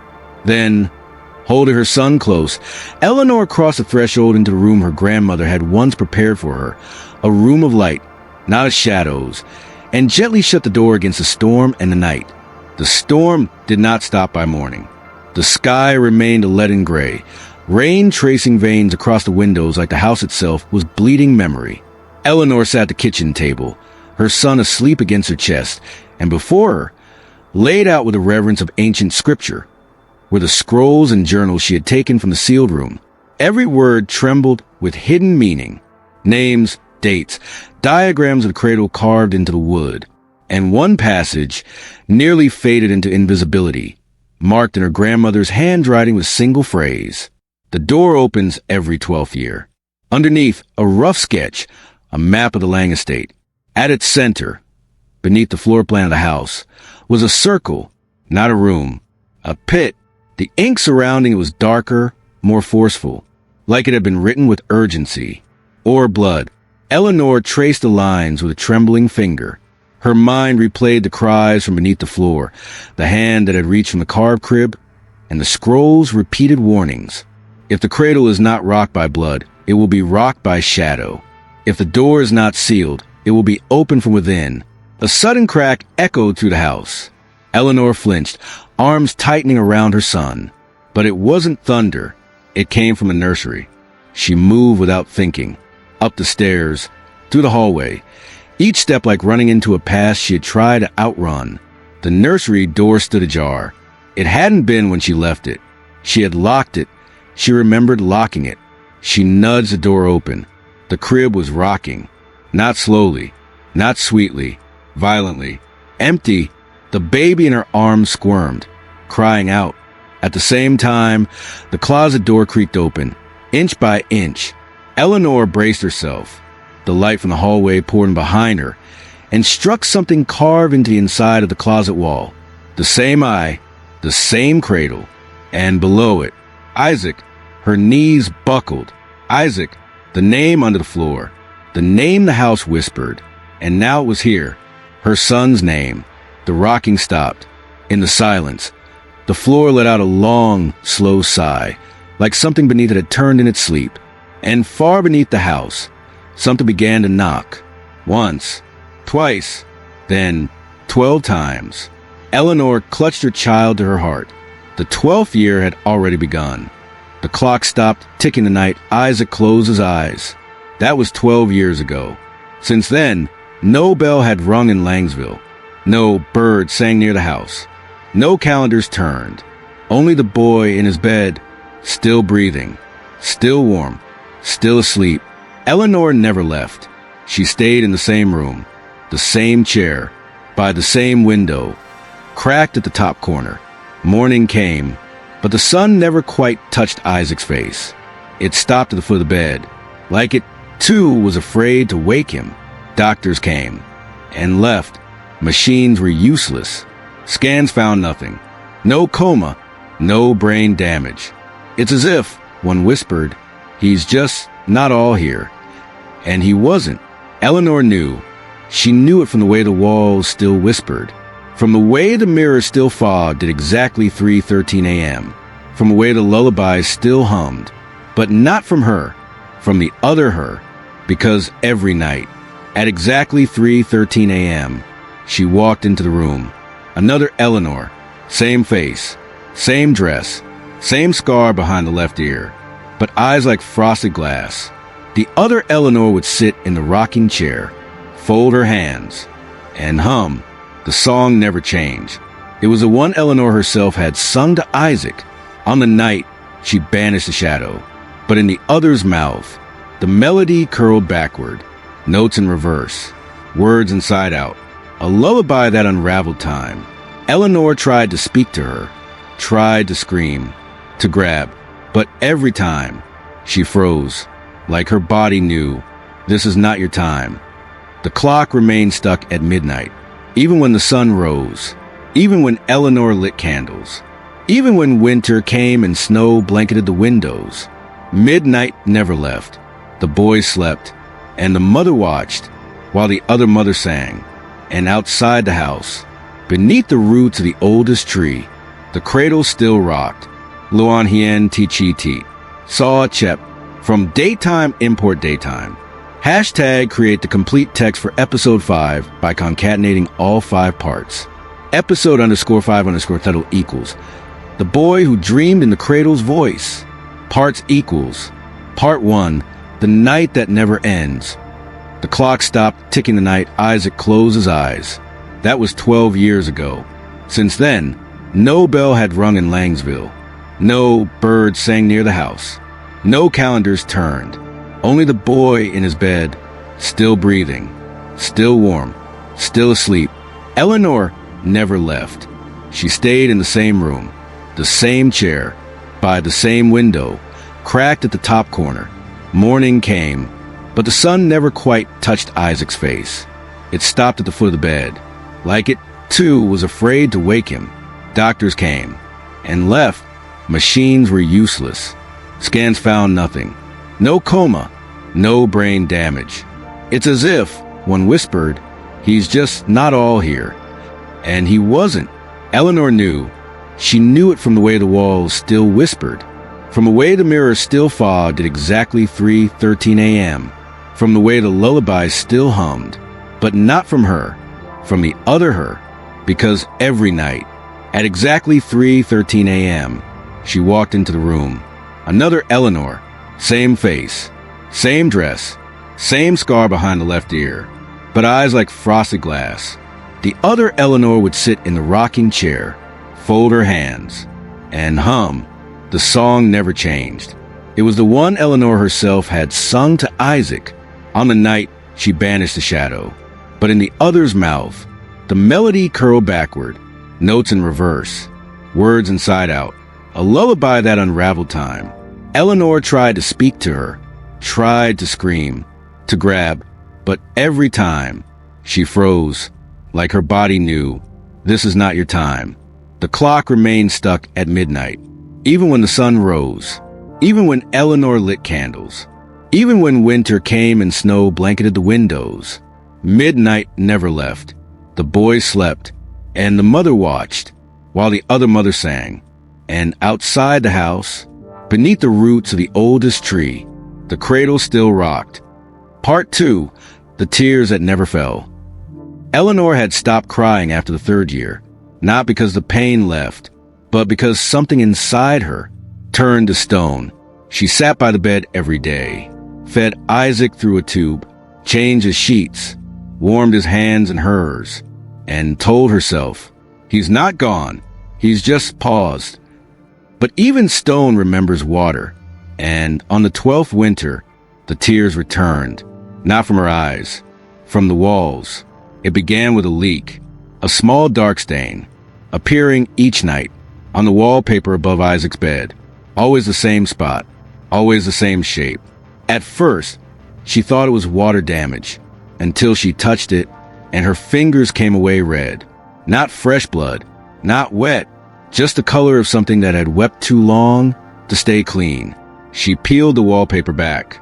Behind it, a crack in the wall, thin as a paper cut, and tucked inside, a letter, folded, yellowed, edges crumbling, her name written on the front, Eleanor Lang, for when you remember. Her hands shook. She opened it slowly, the paper groaning like bones as it unfolded. Inside, the handwriting was hers, but older, wilder, as if written in a state of collapse. January 6th, he stopped breathing for 3 minutes. I begged them not to take him. I begged the house. I gave them the memory of a scream, and in return, they gave him back. But not all of him, only enough to look asleep. And they said, you may keep the shell, but we will keep the dream. The ink had smudged near the bottom, as if tears had once fallen there, but not hers. And beneath it, a second set of handwriting, small, precise, familiar. Isaac's. It's not your fault, Mom. I heard you the whole time, and I'm trying to come back. But she won't let go of my hand. I think she looks like you, but her eyes are empty. If you see her again, don't follow her into the mirror. Eleanor dropped the paper, staggered back, because next to the letter, still wedged in the crack, was a single object, a piece of mirror, shaped like a teardrop. And as she looked into it, she saw herself, but smiling. The piece of mirror lay in Eleanor's palm, like an invitation, a shard, no frame, no edge. But when she looked into it, it reflected the whole room, not the one she stood in, the one underneath. She saw a cradle, a bed of roots, a girl with her back turned, a boy asleep in midair, and herself, but smiling. The reflection blinked first, then raised a hand, not in greeting, in command, fingers curled, a gesture she knew well, the one she used to summon Isaac as a toddler from across the room. Come here, baby. But now, it was used on her. Eleanor's legs moved, not on command, but like memory walking itself. Each step toward the mirror felt like stepping back through time, through grief, through rage, through all the nights she hummed alone. The shard glowed, the size of a coin, but when she held it to her eye, the room grew, the walls stretched, the crib deepened, and suddenly she was there, inside the mirror. The light had no source. The ceiling dripped backward. The air smelled like lullabies half sung. And ahead, Isaac, hovering, still asleep, but whispering, Mom. His voice was younger than 12, more like 6 or 5, the age he first asked her why the birds never came near their house. She ran to him, but between them, a wall of glass. From the other side, the other Eleanor watched, still smiling, still seated, and now holding Isaac's hand.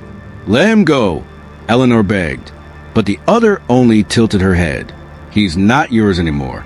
You gave him to silence. I simply held him there." Eleanor slammed her fists on the barrier. "Then take me instead." The other Eleanor leaned close, smiled wider. "We always do." The floor cracked. From beneath the glass, hands reached up, 12 fingers, one for each ear, and they didn't reach for Isaac. They reached for her. Eleanor did not move. She reached down, grabbed the fingers, and squeezed until they screamed. "I said," she whispered, "take me, not him."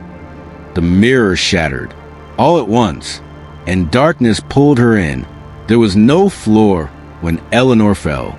No sound, only velvet blackness, folding over her like pages of a book that had forgotten how to end.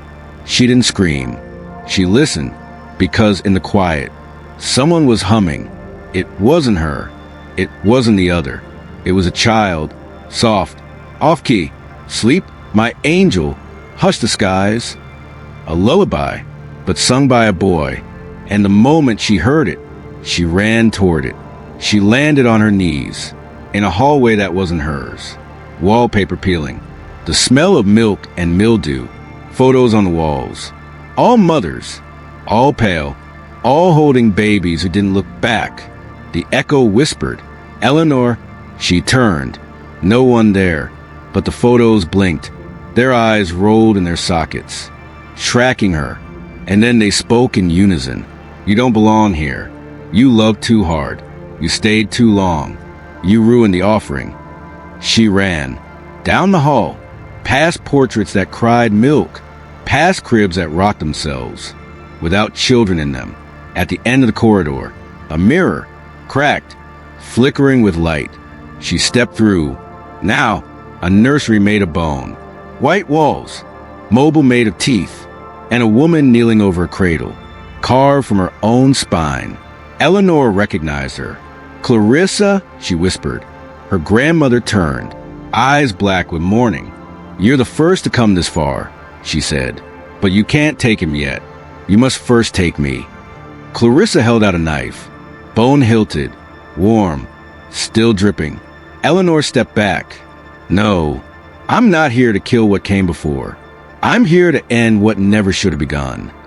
The cradle groaned, and from inside it, Isaac cried, for real, not a whisper, a full-throated, terrified call. "Mommy!" Eleanor didn't wait. She ran to the cradle, but Clarissa grabbed her wrist. Their eyes locked. "Don't you dare wake him with fear," she hissed. "Wake him with remembrance, or he'll forget who you are."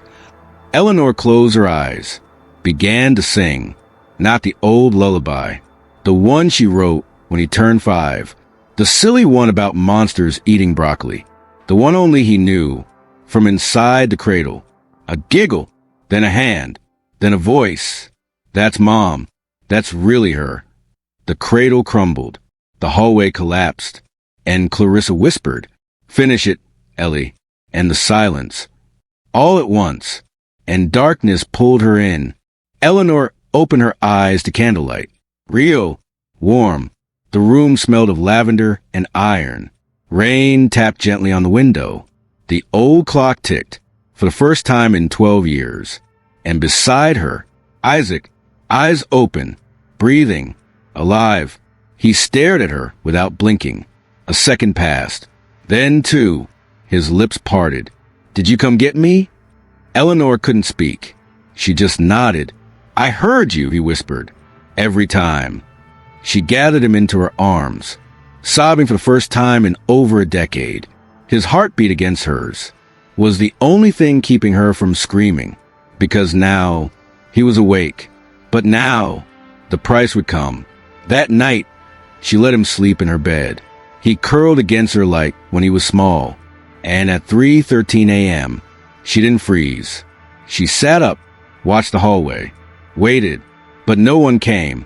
No mirror shimmered, no cradle rocked, only silence, but not the cursed kind, the peaceful kind, until morning, when Isaac came down to breakfast, eyes sleepy, barefoot on cold wood. He looked at her and asked, "Mom, who's the woman that stands outside my window now?" Eleanor dropped the plate. Ceramic shattered. Milk spilled. Isaac just stood there, still calm, still him. But already, he remembered too much. She knelt down, took his face in her hands. "Next time she comes," she whispered, "don't let her sing. Only listen for me. Always me." He nodded, but in his eyes, a flicker of something ancient, something watching from behind the iris. Outside, beneath the roots of the oldest tree, a heartbeat began. Not his, not hers, but the cradle's. Episode 6. The mother who watched her child sleep for 12 years. The clock stopped ticking the night Isaac closed his eyes. That was 12 years ago. Since then, no bell had rung in Langsville. No bird sang near the house. No calendars turned. Only the boy in his bed, still breathing, still warm, still asleep. Eleanor never left. She stayed in the same room, the same chair, by the same window, cracked at the top corner. Morning came, but the sun never quite touched Isaac's face. It stopped at the foot of the bed, like it, too, was afraid to wake him. Doctors came and left. Machines were useless. Scans found nothing. No coma, no brain damage. It's as if, one whispered, "He's just not all here." And he wasn't. Eleanor knew. She knew it from the way the walls still whispered, from the way the mirror still fogged at exactly 3:13 a.m., from the way the lullaby still hummed, but not from her, from the other her, because every night, at exactly 3:13 a.m., she walked into the room. Another Eleanor, same face, same dress, same scar behind the left ear, but eyes like frosted glass. The other Eleanor would sit in the rocking chair, fold her hands, and hum. The song never changed. It was the one Eleanor herself had sung to Isaac on the night she banished the shadow. But in the other's mouth, the melody curled backward, notes in reverse, words inside out, a lullaby that unraveled time. Eleanor tried to speak to her, tried to scream, to grab, but every time she froze, like her body knew, this is not your time. The clock remained stuck at midnight, even when the sun rose, even when Eleanor lit candles, even when winter came and snow blanketed the windows. Midnight never left. The boy slept, and the mother watched, while the other mother sang. And outside the house, beneath the roots of the oldest tree, the cradle still rocked. Eleanor had stopped crying after the 3rd year, not because the pain left, but because something inside her turned to stone. She sat by the bed every day, fed Isaac through a tube, changed his sheets, warmed his hands and hers, and told herself, he's not gone, he's just paused. But even stone remembers water, and on the 12th winter, the tears returned, not from her eyes, from the walls. It began with a leak, a small dark stain, appearing each night on the wallpaper above Isaac's bed. Always the same spot, always the same shape. At first, she thought it was water damage, until she touched it, and her fingers came away red. Not fresh blood, not wet, just the color of something that had wept too long to stay clean. She peeled the wallpaper back. Behind it, a crack in the wall, thin as a paper cut, and tucked inside, a letter, folded, yellowed, edges crumbling, her name written on the front. Eleanor Lang, for when you remember. Her hands shook. She opened it slowly, the paper groaning like bones as it unfolded. Inside, the handwriting was hers, but older, wilder, as if written in a state of collapse. January 6th, he stopped breathing for 3 minutes. I begged them not to take him. I begged the house. I gave them the memory of the scream, and in return, they gave him back. But not all of him, only enough to look asleep.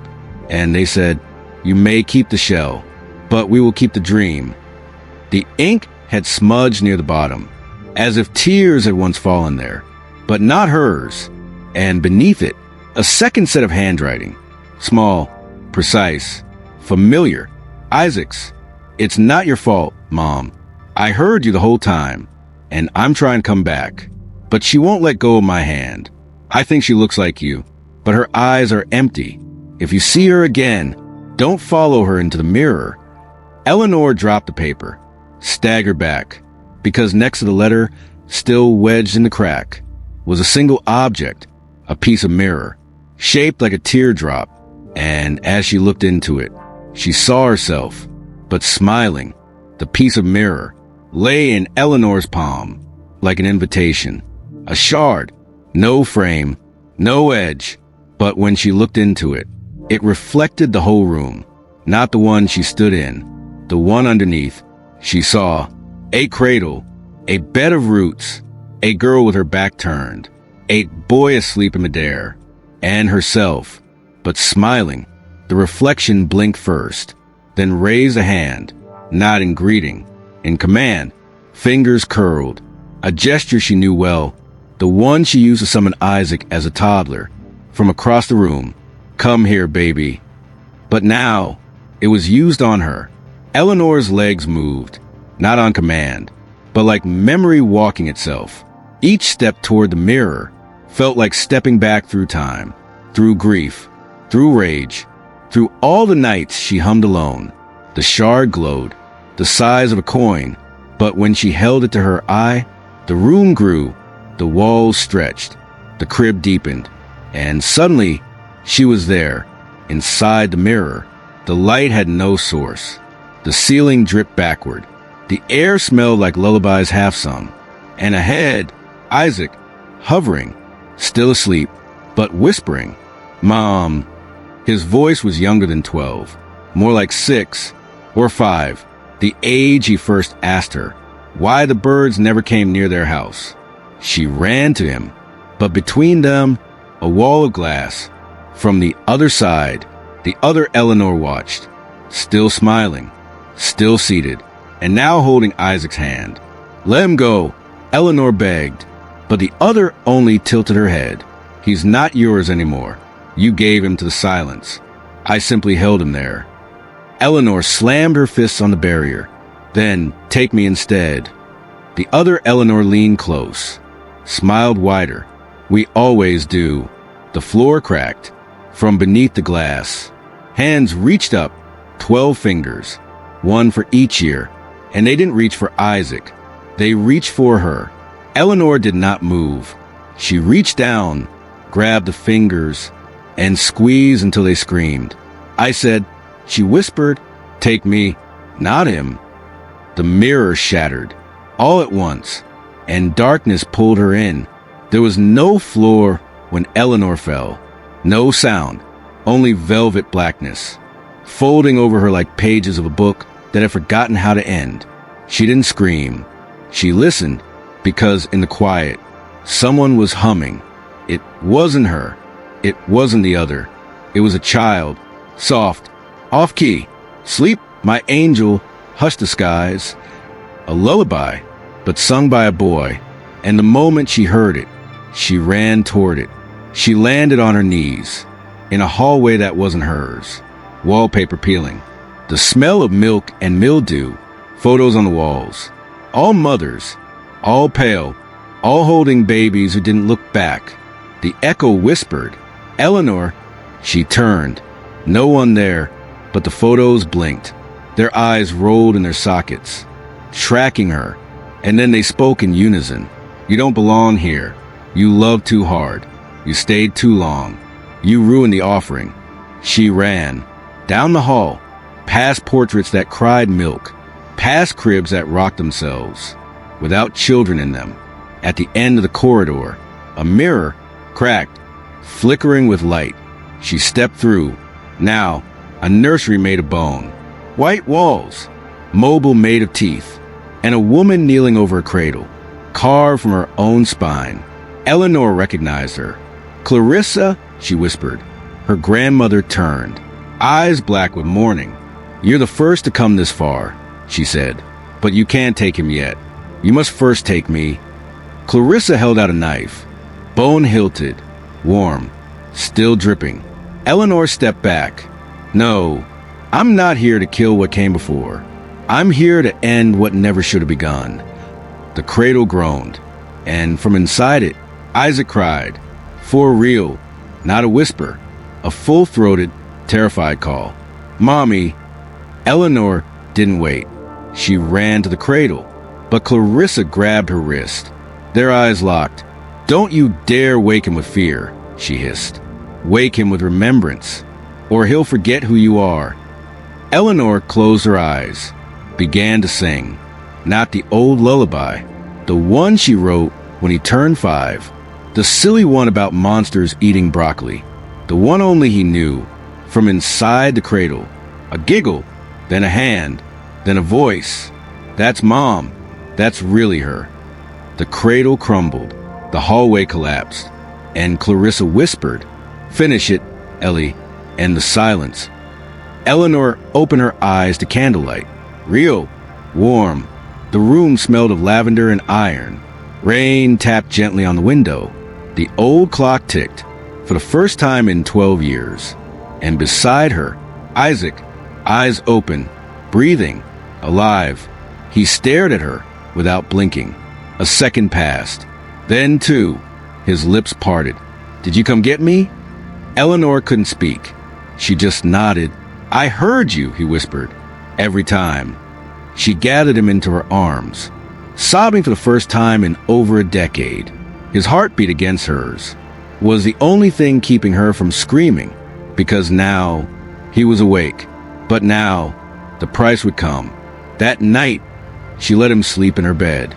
He curled against her like when he was small, and at 3:13 a.m., she didn't freeze. She sat up, watched the hallway, waited, but no one came. No mirror shimmered, no cradle rocked, only silence, but not the cursed kind, the peaceful kind, until morning, when Isaac came down to breakfast, eyes sleepy, barefoot on cold wood. He looked at her and asked, Mom, who's the woman that stands outside my window now? Eleanor dropped the plate. Ceramic shattered. Milk spilled. Isaac just stood there, still calm, still him. But already he remembered too much. She knelt down, took his face in her hands. Next time she comes, she whispered, don't let her sing. Only listen for me. Always me. He nodded, but in his eyes, a flicker of something ancient. Something watching from behind the iris. Outside, beneath the roots of the oldest tree, a heartbeat began. Not his, not hers, but the cradle's. Episode 7, The Blood That Never Dried. The first name came on his birthday. He hadn't wished for anything, just blew out the candle, cut the slice of cake, smiled when Mom said she was proud. No songs, no guests, just silence and the sound of the old clock, starting to tick again after years. At 3:13 a.m., Isaac woke up cold, his fingers sticky. He turned on the light and saw blood. Not dripping, not fresh, but damp enough to feel real. His left hand was smeared with it. He looked around. No pain, no wound, just a name, written in a loop, across the wooden floor, in front of his bed, over and over again. Mariah Lang. He didn't know that name, but his hand still twitched, like it wanted to keep writing. He washed off the blood, tried to forget, didn't tell Mom. But the next night, a second name appeared. This one wasn't in blood. It was scratched into the headboard. Tiny, deep letters. George Lang, age 11, taken. By the third night, his arm started to itch. And when he rolled up his sleeves, there it was. Names, carved faintly into the skin, in lines like veins. Not cut, just there. Dozens of them. All Lang, all firstborns. All under 12. He ran to his mom, showed her, but when she looked, they were gone. Only his eyes reflected the truth, and in his reflection, he saw a shadow standing behind him, watching. The names stopped being just names. On the 5th night, that's when they spoke. Not aloud, but from beneath the wood. Isaac had started sleeping on the floor, right beside the first loop name, Mariah Lang. He didn't know why. Maybe it felt fair. Maybe he felt watched. Maybe it was the only place the voices were loudest. Because that night, just after the wind rattled the shutters, he heard it, a voice, young, dry, like it had learned to speak through dust. Do you remember what my brother did? Isaac sat bolt upright. The voice came from under him. He placed his ear to the floor. The boards were cold, breathing, and the whisper came again. He left me in the river, and no one remembered my name. Until now. Another voice, different pitch, older, tired. I was born without eyes, so they said I wasn't chosen. But the cradle still opened for me. I screamed, but it was silent above ground. Isaac pressed his hands flat against the boards. They felt like skin, warm, shivering. Why me? He whispered. And then, from all around him, because you wrote us, the walls began to thrum. Not shake, thrum, like a heartbeat under tension. And on the window, fog appeared, but not from cold, from a single word written in vapor. Remember, he stood slowly. Every step on the floor now echoed twice, once in this world, once in something deeper. And then he heard it, a knock, from under the boards, 3 slow taps, followed by a giggle. He grabbed a flashlight, crawled to the center of the room, where the floor was darker. He tapped once in return. Tap. The reply came instantly. Tap, tap. Isaac whispered, "What do you want?" And all around him, in 100 overlapping voices, came the answer. "We want to be remembered. Through your skin." It started on his back. He couldn't see it, but he felt it, like ink beneath the skin, itching from the inside out. The first time his mother found it, she gasped when he took off his shirt one morning, ran her fingers along his spine. There, faint red, almost glowing, George Lang, drowned, age 11. "Is that a tattoo?" she whispered. He shook his head. "I didn't put it there." "Then who did?" He didn't answer, because he already knew. By the end of the week, the names had spread to his arms. 3 on the left, 5 on the right, each etched like veins of fire, just under the skin. And at night, when he slept, he dreamed their deaths, not as himself, but as them. He drowned. He fell. He burned in a cradle lined with candles. He walked into the woods and never came out. He died in his sleep while whispering the word forgiven. And each morning, he remembered it all, and the names would fade slightly, as if satisfied, as if their memory had found its home in him. One night, Isaac woke screaming, sweat-drenched, panting. His mother burst into the room. "What did you see?" "Nothing," he whispered. "Then why are you crying?" He looked at his hands. They were covered in mud, and under his fingernails, teeth, small, childlike, broken. He began to wear gloves, long sleeves.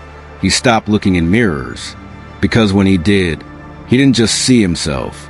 He saw crowds of children behind him, some crying, some smiling, some watching with eyes that had no whites. And when he turned around, no one was there. By the end of the month, his name had changed. Written in red across his chest were 3 new words. "You are all of US." Isaac didn't mean to find the door. It was supposed to be storage. Just boxes, old blankets, rusting photo frames of people no one remembered. But the attic had grown, longer, wider, and colder. He followed the draft to the far wall, where insulation had peeled back. Behind it, a door, no knob, no hinges, just wood, and carved into it, barely visible under dust. This room remembers. He ran downstairs, grabbed the blueprints his mom kept in the drawer, laid them out, checked the attic layout. No door, no room, only beam, wall, nothing. But the door was there, now, waiting. That night, at exactly 3:13 a.m., Isaac stood before it again. No flashlight, no gloves, just breath and the feeling that He wasn't opening the door. He was being let in. It swung open on its own. No creak, only a hush. A deep inhale from the dark. Inside, rows of cradles. Some wood, some iron, some stone. None rocked. Not yet. He stepped inside. The air was heavy, sweet and rotting, like perfume left on a dead body too long. He moved between the cradles, heart pounding.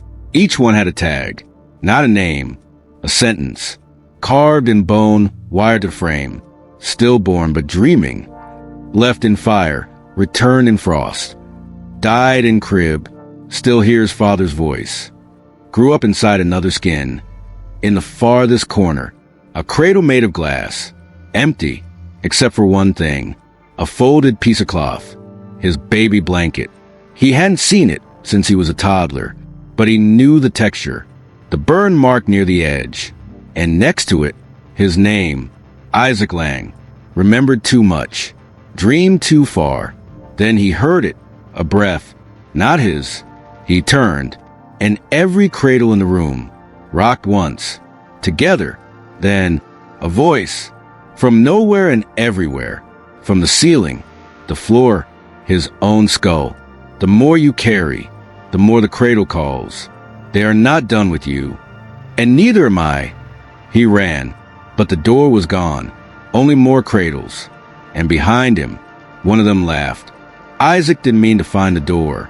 It was supposed to be storage, just boxes, old blankets, rusting photo frames of people no one remembered.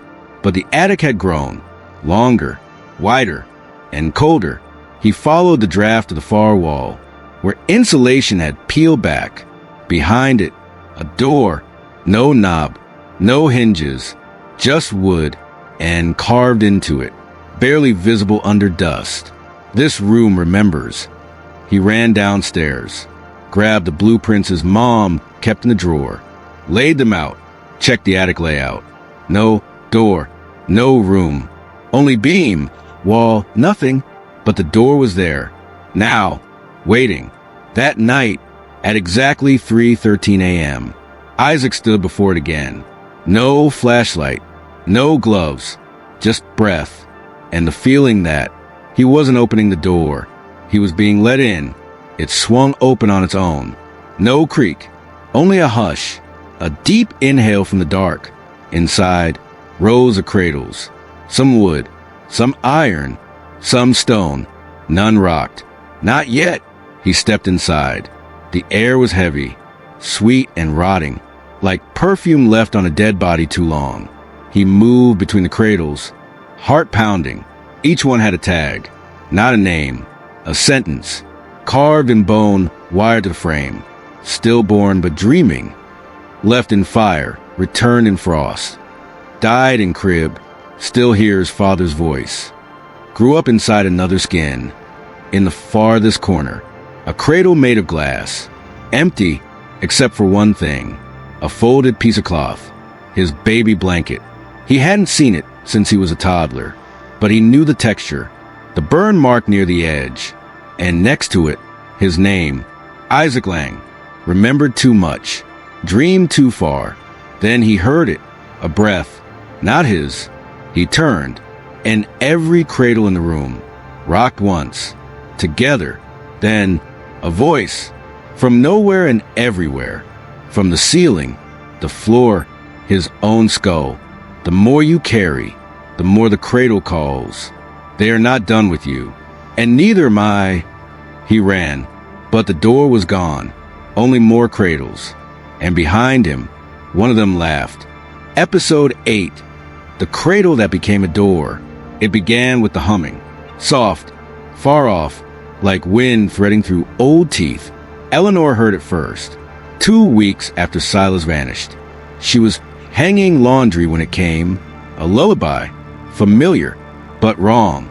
Not the one she sang, not the one the other sang, not even the one her grandmother used to whisper during storms. This one was older, hungrier. That night, Eleanor walked to the edge of town. Langsville was small, 16 houses, one church, a dried-up post office turned liquor store. She passed by the Marsh house first. No children. Never had any. Yet from the open window, "Hush now, hush," the cradle calls. She froze. Lights were off, curtains still, but the song kept going, as if someone were rocking a crib with no hands. The next morning, she visited the new reverend, a kind man, mid-30s, didn't believe in old ghosts. "Perhaps you're hearing echoes," he said, "of grief. The mind plays tricks after trauma." But she knew what tricks sounded like, and this was an invitation. Isaac began to sleepwalk again. Eleanor would find him standing in corners, facing the wall, whispering names. That didn't belong to the Lang family. Ezra, "Not yet," she's still watching. Amity, "Don't cry when not alone." Each time he woke up, he remembered nothing, except one thing. There are cradles under other houses now. Eleanor dug up the old family blueprints. Not just hers, the town's. And there it was, a pattern. Every house in Langsville was built around a central beam, except that beam sat exactly above a spot marked Old Earth Breach. A sinkhole, long sealed, long forgotten, until now. By the end of the week, 5 houses reported cold spots, phantom cries, tiny handprints on windows. None of them had children. None of them ever did. The first drop appeared at midnight, right over the Marsh house. It wasn't ink. It wasn't water. It was blood, thick, dark, and slow. Eleanor wiped it, sniffed it, stared, but the parchment kept weeping. One droplet, then another, each seeping from a different house. She called the Reverend. He came in the rain. Didn't speak when he saw the map. Didn't ask if it was a prank, because the blood began to trace. Roots, thin red lines spreading from each house, creeping, converging toward the center town. The well, the one they had sealed up after a child went missing in 73. The one no one had spoken of since. Until now. "We're built wrong," Eleanor whispered. "We didn't just inherit land. We inherited a system. The cradles, they were never just furniture. They were keys." That night, Eleanor burned sage, prayed in silence, read scriptures until her voice cracked. But when she turned out the lights, she heard it, with creaking, floor bending, and Isaac crying in his sleep. She ran to him. He was still in bed, but his hands clutched the sheets like ropes. And on the floor, beside him, a cradle, small, rotten, sprouting like fungus from the wood. And it rocked, on its own. No one had brought it. She hadn't owned one in years. But it was there, and carved on its side. Not Isaac's name. Not hers. Amity's sorrow, remembered by another's dream. She screamed. The cradle stopped. And from outside, at the Marsh house, a baby cried. For real. And still, every night at 3:13 a.m., the humming began. The first was Clara Marsh, 63, widowed young, no children.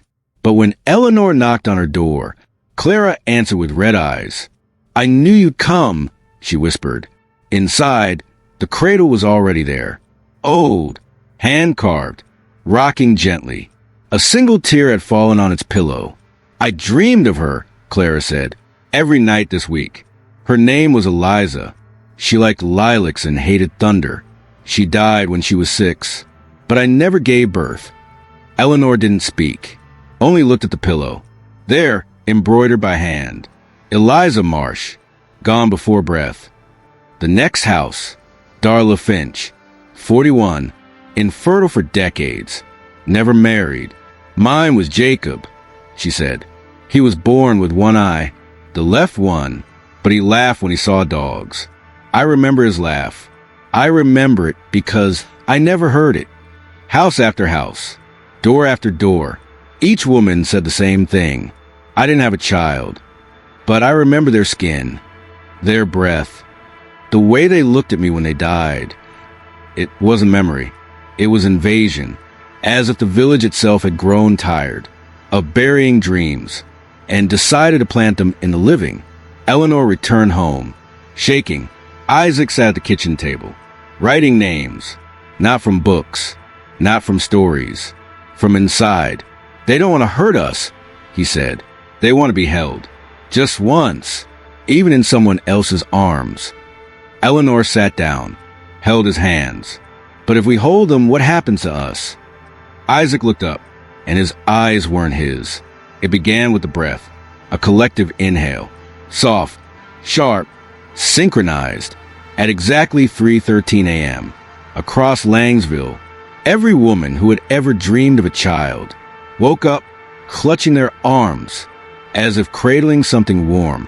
But there was nothing there, nothing but memory, but ache, but wait. Clara Marsh rocked in her chair. Eliza's here.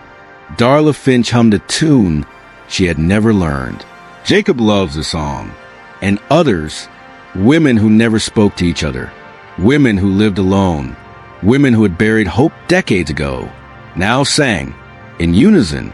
Eleanor didn't sleep that night. She sat beside Isaac, who had drawn every woman in the village, with a different child in her arms, some babies, some toddlers, some shadows. One drawing was of her, holding two, at 3:13 a.m. Eleanor heard it, the sigh, from beneath the house, from beneath the floorboards. She ran to the living room.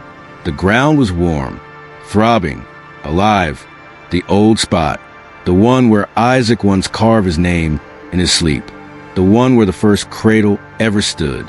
Now, it cracked, not like wood, like bone. A line split the floor open, like a yawn, and from within it, a hand, small, gray, clawless, human, but old. It gripped the air like it missed someone. Eleanor didn't scream. She fell to her knees, whispered a prayer. Let them pass. Let them pass through me, not into him.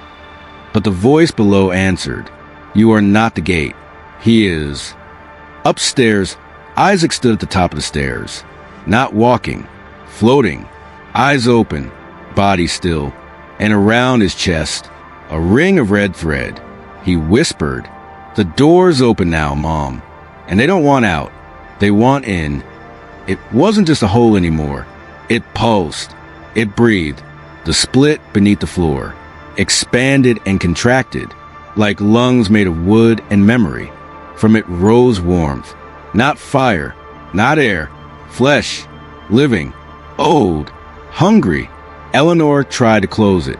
Nailed boards, salt lines, prayers scratched into every wall. But the house only laughed, softly, through the walls, through the pipes, through Isaac's breath. He didn't speak for 2 days, just stood near the cradle door, eyes half-lidded, mouth twitching. At night, he would murmur names no one knew. Elsabeth, Jan, Halbir, Morella, Hezekiah, Ren, and then me. On the third night, the cradle began to whisper back, not in words, in heartbeat, 1,000 tiny thuds, layered over each other, like every child who had ever waited, was now pounding from the other side.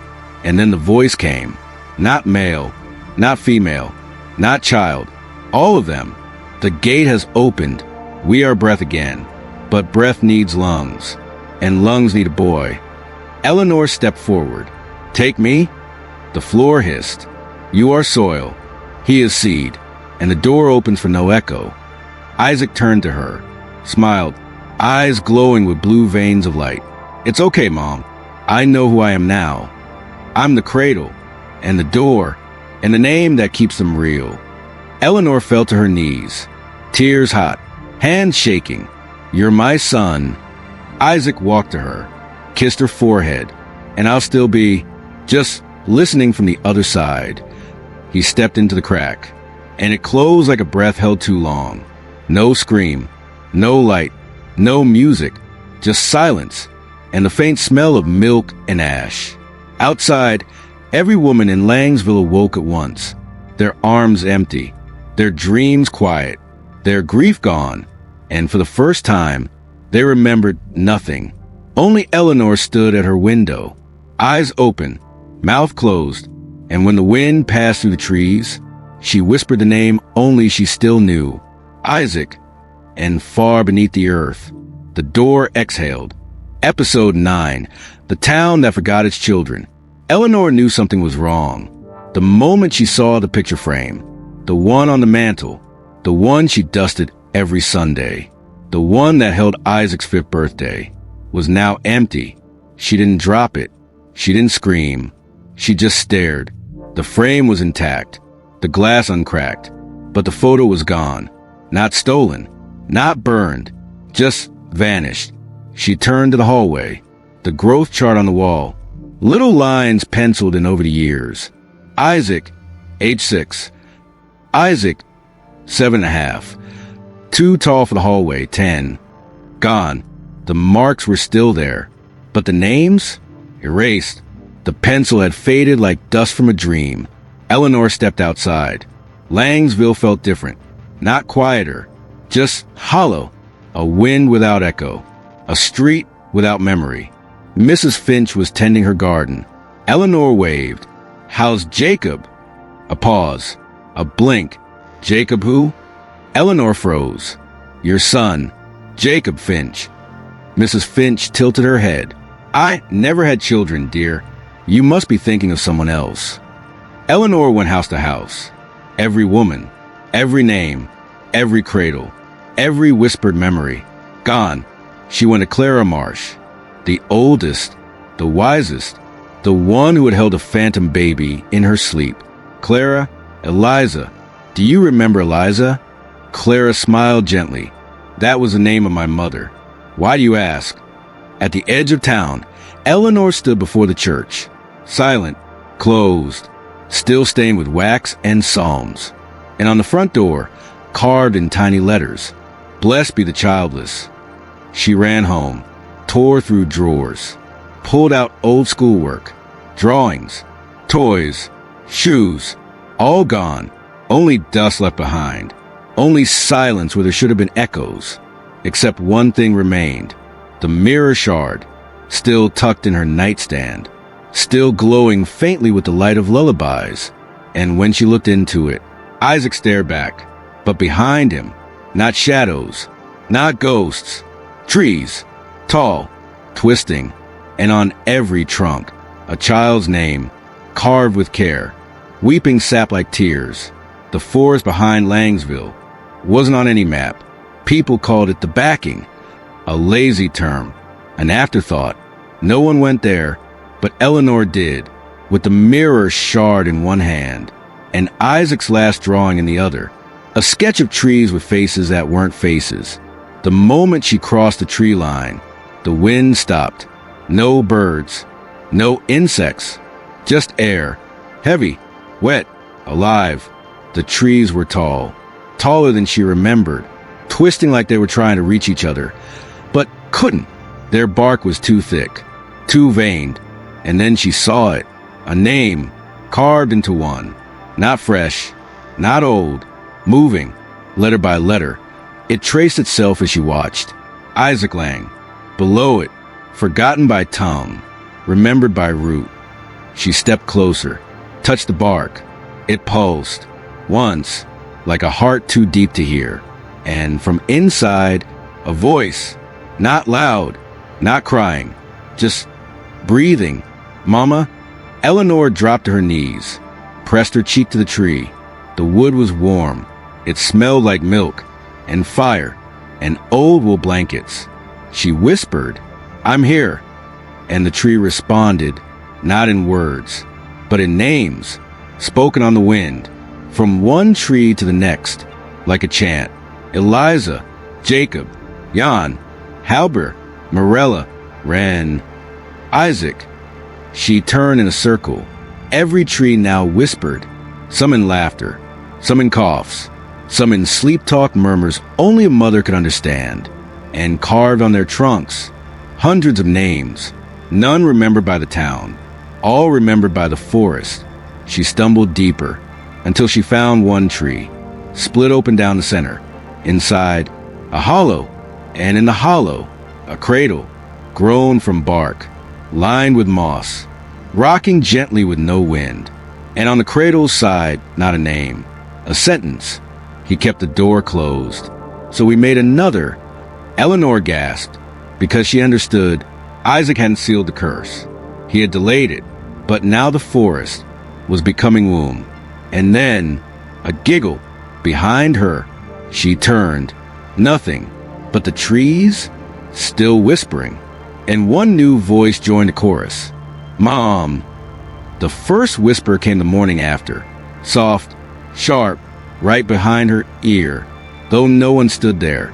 Just wind and a name. Eleanor. She froze mid-step, turned.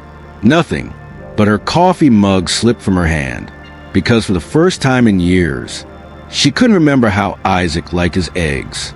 She brushed it off. Stress, fatigue. She tried to recall the memory, tried to summon it, but it was gone, not buried, not fuzzy, erased, like it had never belonged to her. That afternoon, she walked past a swing set, the old one Isaac built from scrap wood and rope. She touched it, felt splinters, felt nothing. Who made this? She muttered. No answer, no echo, just wind. Let go. She backed away, ran inside, opened her photo drawer. Every picture still there, faces intact, but names blurred, smudged, unreadable, and the date on Isaac's birth certificate gone. The page still whole, but the ink drained. By nightfall, she had lost more. His first word, the name of his stuffed animal, the sound of his laugh when it echoed through the laundry room. Each time she reached for a memory, the wind whispered louder. S-H-H-H-H. He belongs to us now. Roots remember better than flesh. You held him for a moment. We hold him forever. Eleanor screamed into the night. You can't take him from me. But the trees didn't answer. The wind did. We already have. She looked at the mirror shard, held it up to her face. This time, no reflection. Only leaves. Only bark. Only Isaac's voice from somewhere deep beneath. Don't forget me, Mom. Please hold on. Her hands trembled. And then, one final gust of wind swept through the broken window, brushed against her cheek, and carried away her last memory of his voice. It began in the nursery, the one she hadn't entered in years.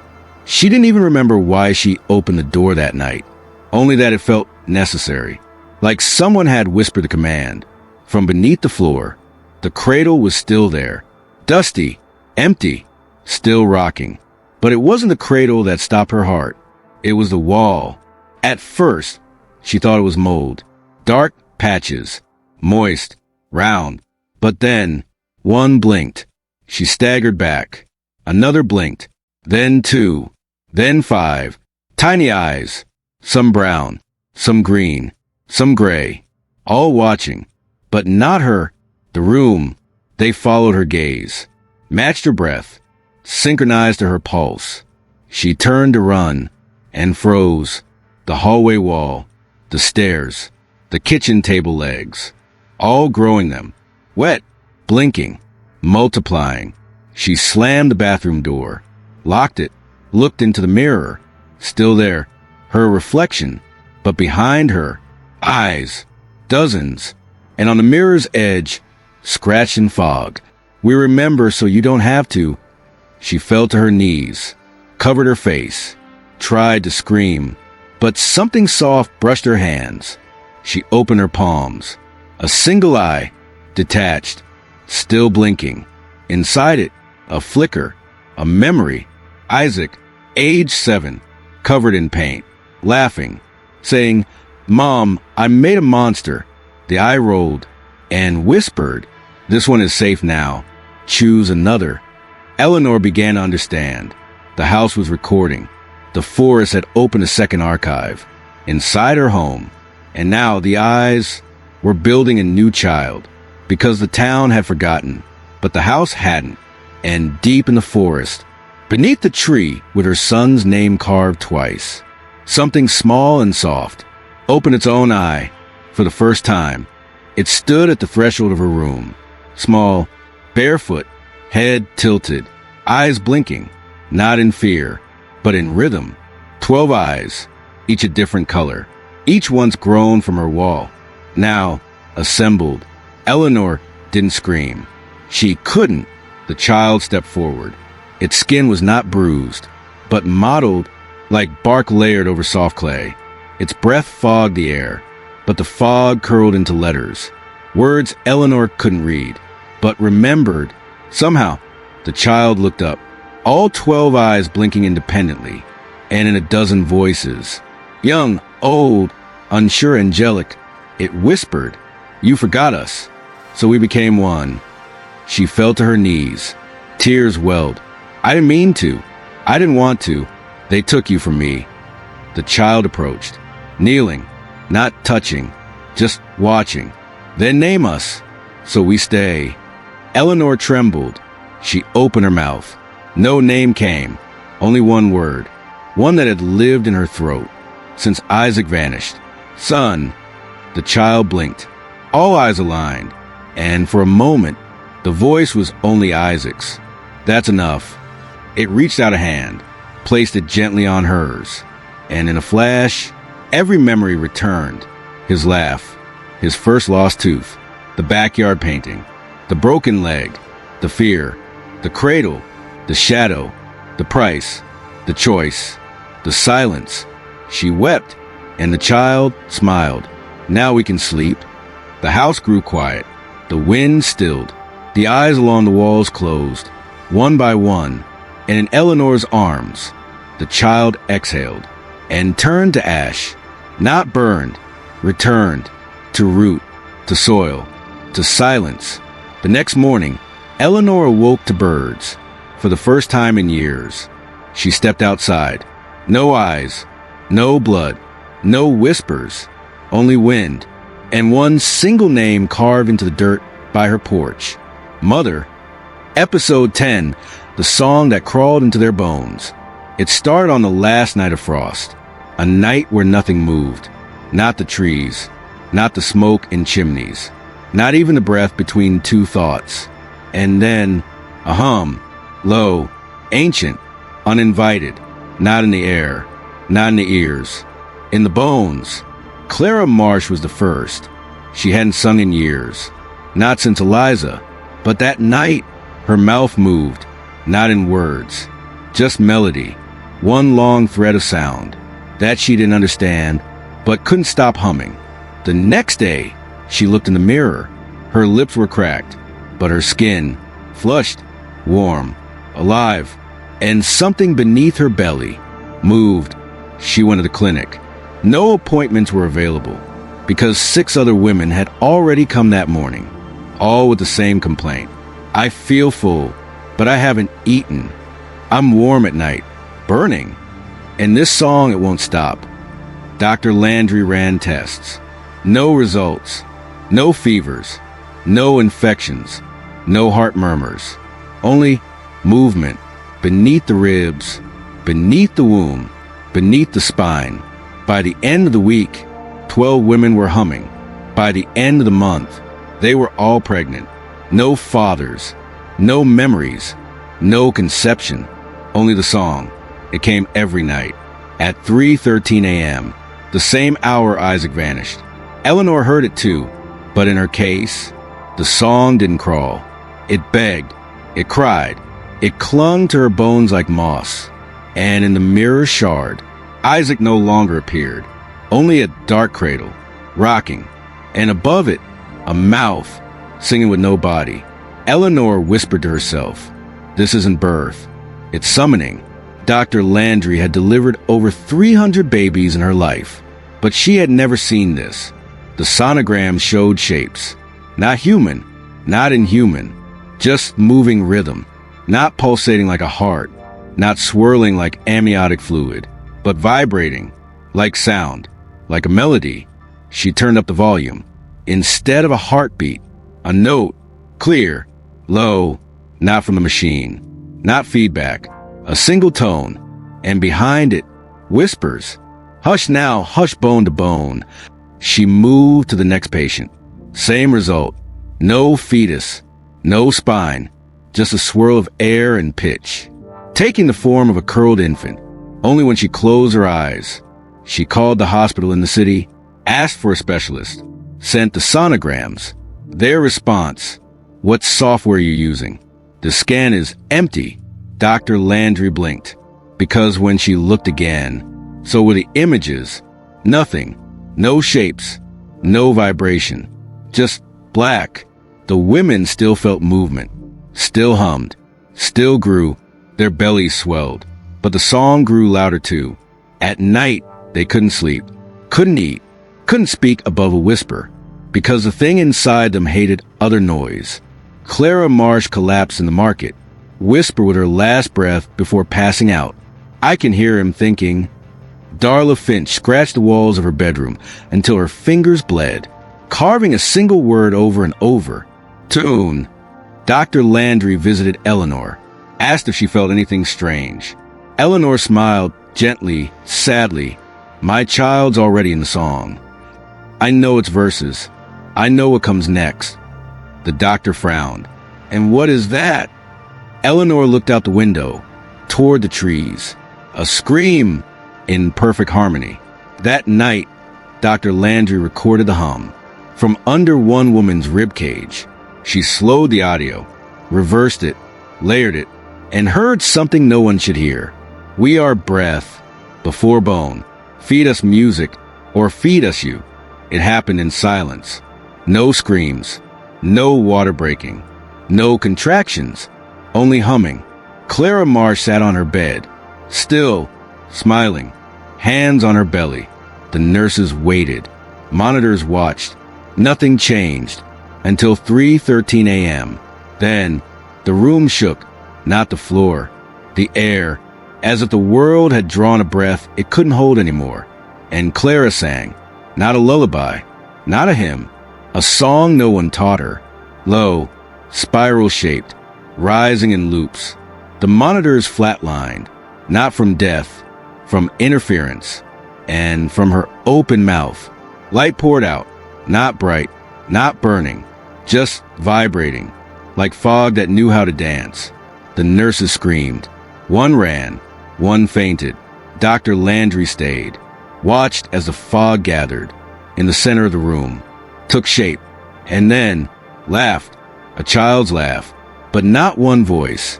Hundreds, layered, echoed, laced with memory, and from within the fog, a figure emerged, small, barefoot, smiling. Its face was not complete, its eyes not yet chosen, but its mouth already formed. It spoke, not with sound, with memory. Mommy said I'd be beautiful. Can I sing to you now? We missed our birthdays. Do you remember when we drowned? Clara didn't respond. Her body had stopped breathing, but her lips still moved, mouthing the words to the song. As it crawled out of her bones, the child turned to Dr. Landry, tilted its head. You delivered us, but you were never pregnant. What does that make you, doctor? She collapsed, heartbeat steady, but her ears bleeding. The fog child giggled again, reached for the ceiling, and disappeared. Not up, inward, into the walls, into the wires, into the air. By morning, the hospital speakers began to hum. Not alarms, not static. Eleanor couldn't sleep, not because she feared the song, but because she could hear it everywhere now. Not just in the wind, not just in the bones of mothers, but in the walls. She put her ear to the radiator. A whisper, "Push me higher, Mommy." She leaned toward the fireplace. A giggle, "I burned my toes." She opened the fridge. The cold hummed a tune. Only Isaac knew. At first, she thought she was losing her mind, until she stepped outside and heard it in the earth, beneath the porch, beneath the steps, beneath her feet. A chorus, not loud, but patient, waiting to be born. The well behind the church had long been sealed, covered in cement, forgotten. But that night, she walked toward it, and as she approached, the lid cracked, not wide, just enough to breathe. From within, a murmur rose. This is the oldest womb. This is where the first lullaby was swallowed. We were not buried. We were planted. The town glowed at night now, not with light, but with pulse, like it had veins, like it was incubating something. Inside homes, pipes began to leak. Milk. No one could explain it.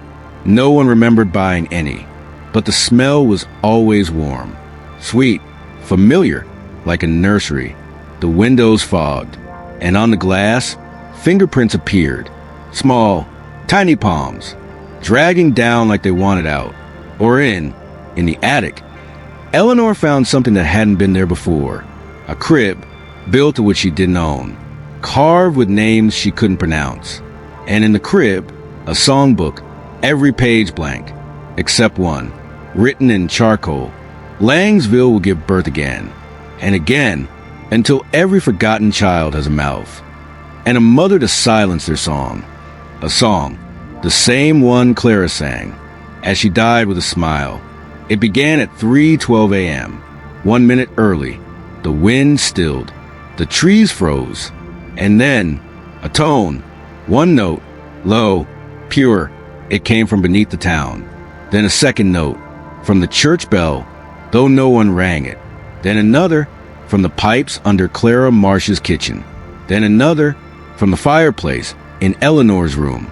By 3:13 a.m., Langsville was singing, not screaming, not whispering, singing. Every house, every drain, every step, each voice fit, each tone aligned, like the town had waited a century to find its pitch. Eleanor stood in the center of the street, barefoot, trembling. The sky above her pulsed in rhythm. No stars, just a soft, glowing ring, like an ear. Listening, the well cracked open. Slow, no smoke, no wind, just breath. And then the child rose, not carried, not lifted.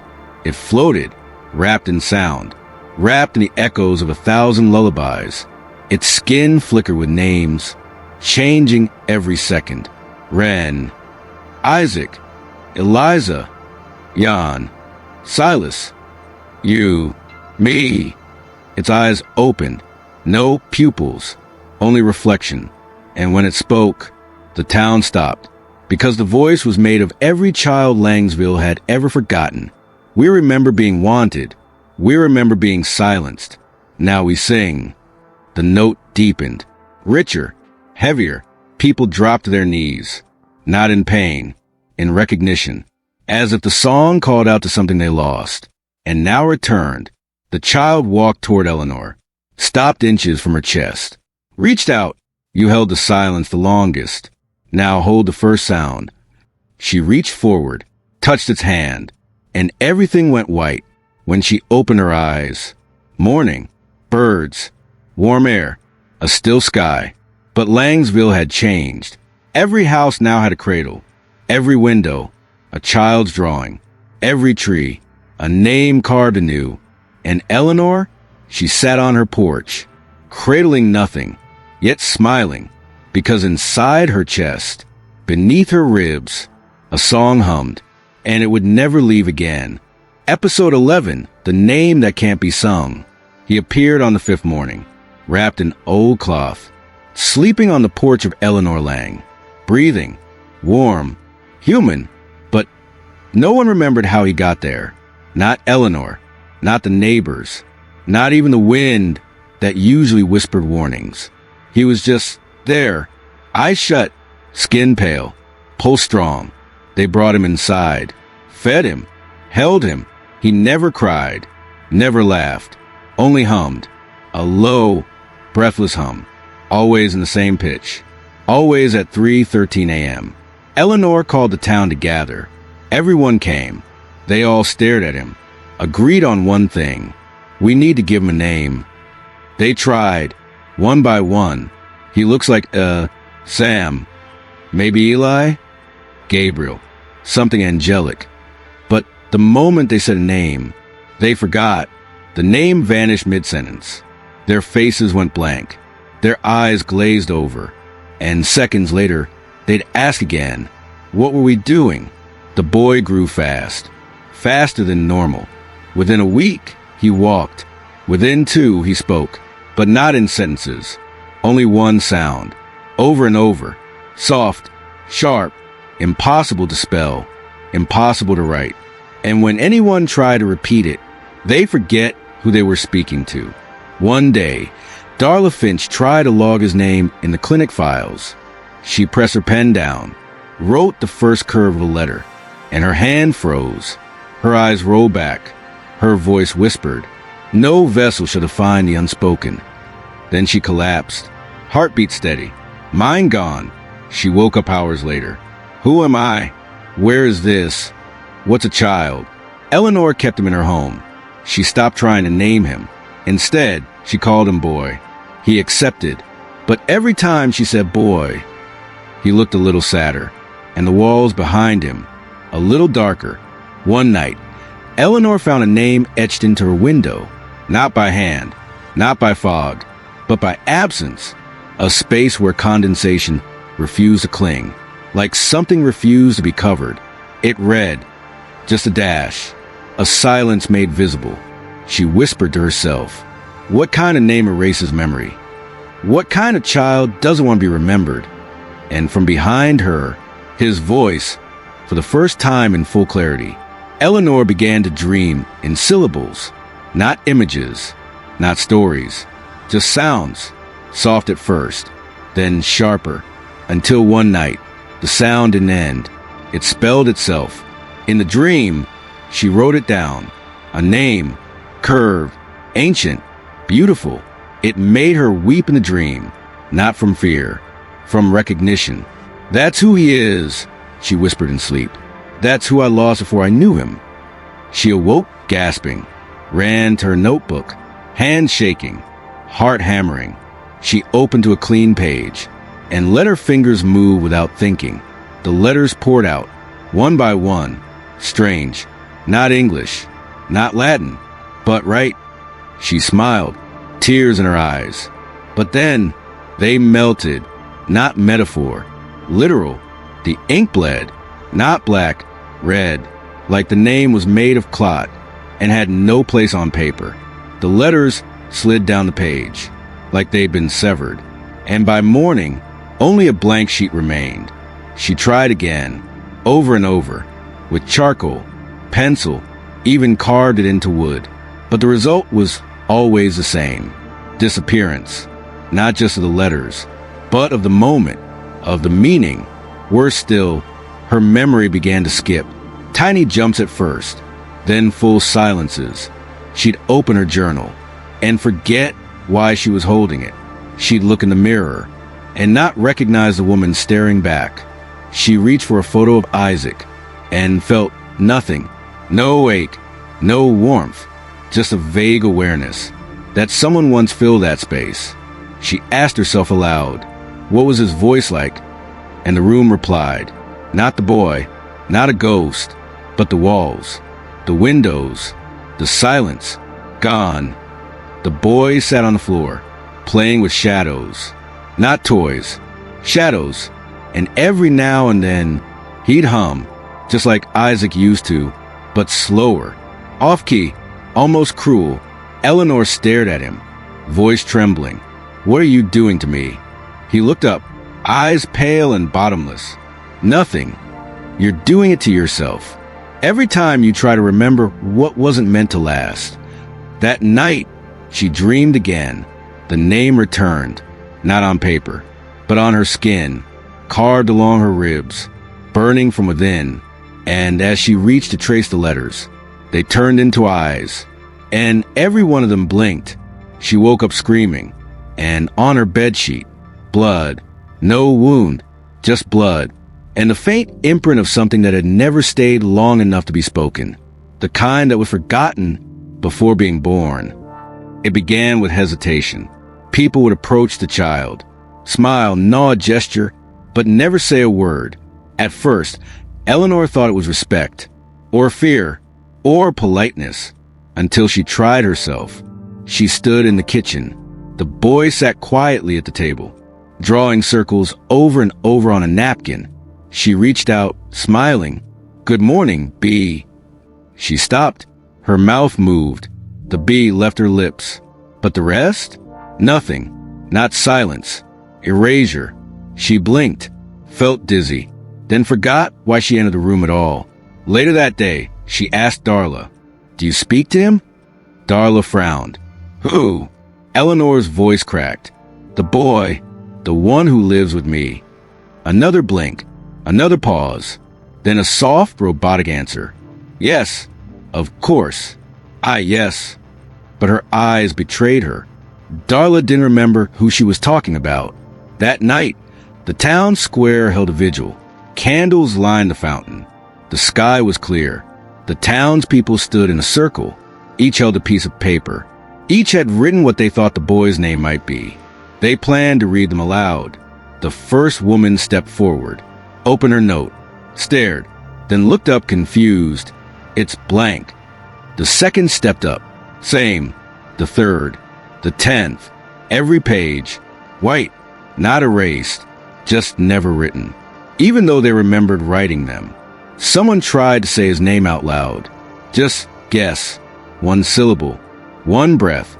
The moment they did, they choked, collapsed, eyes wide, mouth twitching like a skipped record. And when they woke up, they didn't know their own name anymore. By dawn, no one in Langsville dared speak to the child. They nodded. They smiled. They mimed. But their mouths stayed shut. The boy didn't seem to mind. He kept drawing, kept humming, kept watching. Eleanor tried one last time. She sat across from him, tears in her eyes. She whispered, "Please, just tell me what to call you." He looked up, and for the first time, he sang. Only one line, only once, but it vibrated through the room like a crack in time. "I am what you lost when you tried to remember too hard." Her mouth opened to reply, but no words came, only a memory. Isaac laughing, covered in blue paint. Then that, too, faded. The first photograph to fade was on Eleanor's mantle. It had been there for years. A family portrait from the spring fair, Isaac holding a blue balloon, smiling mid-laugh. She dusted it every Sunday. But one morning, Isaac's face was gone. Not scratched, not torn, just dissolved. She blinked, rubbed her eyes, thought maybe the glass had fogged. But no, only one part of the image had vanished. The rest, clear. Every person, every smile, every background, except the boy. She checked the photo album, page after page. At first, she thought they were blank. Then she realized the faces were missing. The bodies remained. Hands holding balloons, feet dangling from swings, half hugs, partial shadows, but no eyes, no lips, no names. And still, in each image, there was a blur, a gentle swirl, where the boy's face once was, almost like a whisper left in visual form. She showed it to Darla. Darla stared. "Who's this supposed to be?" Eleanor hesitated. "That's the child, the one living with me." Darla smiled politely. "Are you feeling okay?" And walked away. That afternoon, Eleanor heard screams from the Finch household. She ran, burst in. Darla was clutching a handful of photos, sobbing, blood at the corner of her mouth. She looked up, eyes wide with terror. "They're all gone. My mother, my brother, even me. I don't remember what I look like anymore." She had stared too long. The photos had reached back and taken something in return. By the next morning, the town notice board was empty. Flyers gone. Class pictures blank. Even the mayor's portrait faded. The boy continued to grow, now nearly 10, but no one knew what he looked like. Even those who saw him daily couldn't describe him, only that he had a presence, a feeling, as if their skin reacted before their eyes did. The strangest part? Mirrors stopped working near him. No reflection, just glass, fogged, and when the fog cleared, only the person standing there, alone. One evening, Eleanor tried to paint him. She didn't use memory. She looked directly at him, brush in hand. Each stroke felt wrong. Each line melted. By the end, the canvas was black, and something inside her whispered, "Stop trying to find what was never meant to hold shape." That night, she found a new photo on her table, not taken by her, not placed by her. It showed a crib, in the dark, empty, but in the corner, a shadow, just a hint of a boy, and beneath it, scrawled in ink that bled sideways. Even echoes forget how they began. It happened on the coldest night Langsville had ever known. Frost clung to window glass. From the inside, the moon refused to rise. And in Eleanor's living room, the boy stood waiting, not older, not younger, but complete. His eyes glowed faintly, not with color, with remembrance. He didn't speak. He didn't need to. The air carried his message. You're the last one who remembers he existed. But memory is heavy, Mother. Let it go. Eleanor stepped forward, voice trembling. Where's Isaac? The boy smiled, almost sadly. Still here, somewhere in the song. He raised his hand, and the room began to hum. Walls, floorboards, air, everything sang. One chord, one vibration. And in the middle, a name began to form, not spoken, but blooming, from the air, from the house, from Eleanor's own breath. She collapsed to her knees, tears spilling, the name pressed against her lips, like a lover's final kiss. Warm, terrible, true. She knew it would cost her. She knew if she said it, she would be forgotten, erased. But Isaac, I'm still here, Mom. I remember your lullaby. She wept and whispered, then remember this. And she spoke the name, a name never heard by the world, a name built of 12 syllables, each stolen from a dead child's final dream, a name that did not belong to language, but to loss.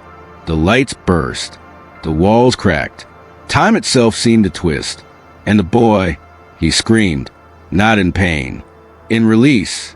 From his chest, a form stepped out, smaller, fragile. Isaac, eyes wide. Ho! He ran to her. Mom! And just as their hands touched, she vanished. No body, no sound, no shadow, only a ripple in the wood where she once knelt. And on the floor, the name burned into the grain, smoldering and already fading. Isaac looked around. Alone now, but safe. He whispered to the room, I won't forget. And the air answered, neither will we. Outside, Langsville woke to spring. Real this time. Birdsong, green light, laughter in the wind. No one remembered Eleanor Lang. No one remembered there was once a boy without a name. But deep under the house, carved in old root and older bone, was one final phrase.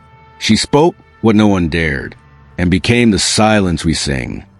Episode 13, the day the name spoke back. Langsville had no sky that morning. Not gray, not stormy, just absent, like the heavens had turned their backs, and left only memory in their place.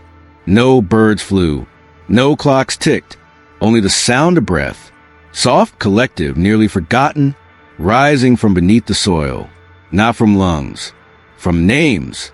It began in the cemetery. The stones, untouched for decades, began to hum, each one, individually, together, but not with music, with syllables, scattered, fragmented, half lost. El, Ra, Isa, Ver, and then silence, like the wind was trying to speak, but forgot how mid-sentence. The townspeople gathered, all of them, even those who had left long ago, even those who should have been dead. They came barefoot, as if drawn by something deeper than memory. Each stood before a grave. They didn't remember digging. Each heard a name. They didn't remember losing. Then, at 3:13 a.m., the exact moment when every child, in every timeline, once cried for the first time, they all heard it, not from outside, from within. The name, it wasn't shouted, wasn't sung, it was known, instantly, viscerally, the way pain is known, or love, or the moment before death. It filled their bones, turned marrow into meaning, and for the first time, the name spoke back, One word, so soft it sounded like mercy. Finally, the ground didn't shake. The sky didn't part. Only their memories did, opening like old wounds, pouring color into places they thought were always gray. Faces returned. Lullabies, hands they forgot they held. Cries they were told never happened. The truth, at the edge of the field, where no grave had ever stood, a single stone emerged, not carved, not placed, just risen, and on it, a name no I could read, but every soul understood. Eleanor stood before it, alone, but not lonely, and from behind the stone, a voice like Isaac's, like hers, like all the mothers before her, whispered, "You carried us so we could carry you." After the name spoke, nothing exploded, nothing burned, nothing died, but everything returned, not like resurrection, not like ghosts, but like recognition. The air shimmered softly, the dirt turned warm, and everywhere Eleanor walked, faces began to form in shadow. Not faces she could see, but feel in her fingertips, in the way her heart skipped when someone whispered behind her, even when no one was there. She walked past the market. It was empty, yet full. Children's voices echoed between stalls that hadn't been touched in years. "Can I have the blue one?" "No, Mama said we're saving up." "Catch me." Laughter not heard, but relived, by the bricks, by the wind, by the town itself. The townspeople began to change. They didn't grow younger. They didn't glow. They remembered. Darla Finch dropped her laundry and wept in the middle of the street, not from fear, but because I can hear him again. Jacob, he used to hum when he tied his shoes. Clara Marsh stood in her garden and watched flowers bloom she had never planted, and beneath one, a broken rattle she buried 12 years ago, with a name she'd sworn she'd never speak again. Eliza. Even the priest, his eyes open but blank since the ritual, began to hum, not the cursed tune, not the chant from the old book, but a lullaby, simple, sweet, real, and the grave that had risen was now surrounded by shoes, by drawings, by faded toys, left by hands that now remembered who they once loved. The keeper stood among them, hands folded, heart still, watching as the town reassembled itself, through memory, not miracle. And just before dawn, the boy returned, not in flesh, not in vision, but in voice, from the air, from the leaves, from the pulse of the ground. He spoke one final line. "You gave me a name, so I gave you back your world." And then, silence, but not the kind that ends, the kind that holds. Langsville did not return to how it was. It became something else. There were still streets, still houses, still clocks. But now, time felt different. Not faster, not slower, just present. Like every second mattered, because every second was one someone might forget again. And so the town began to hold on to things.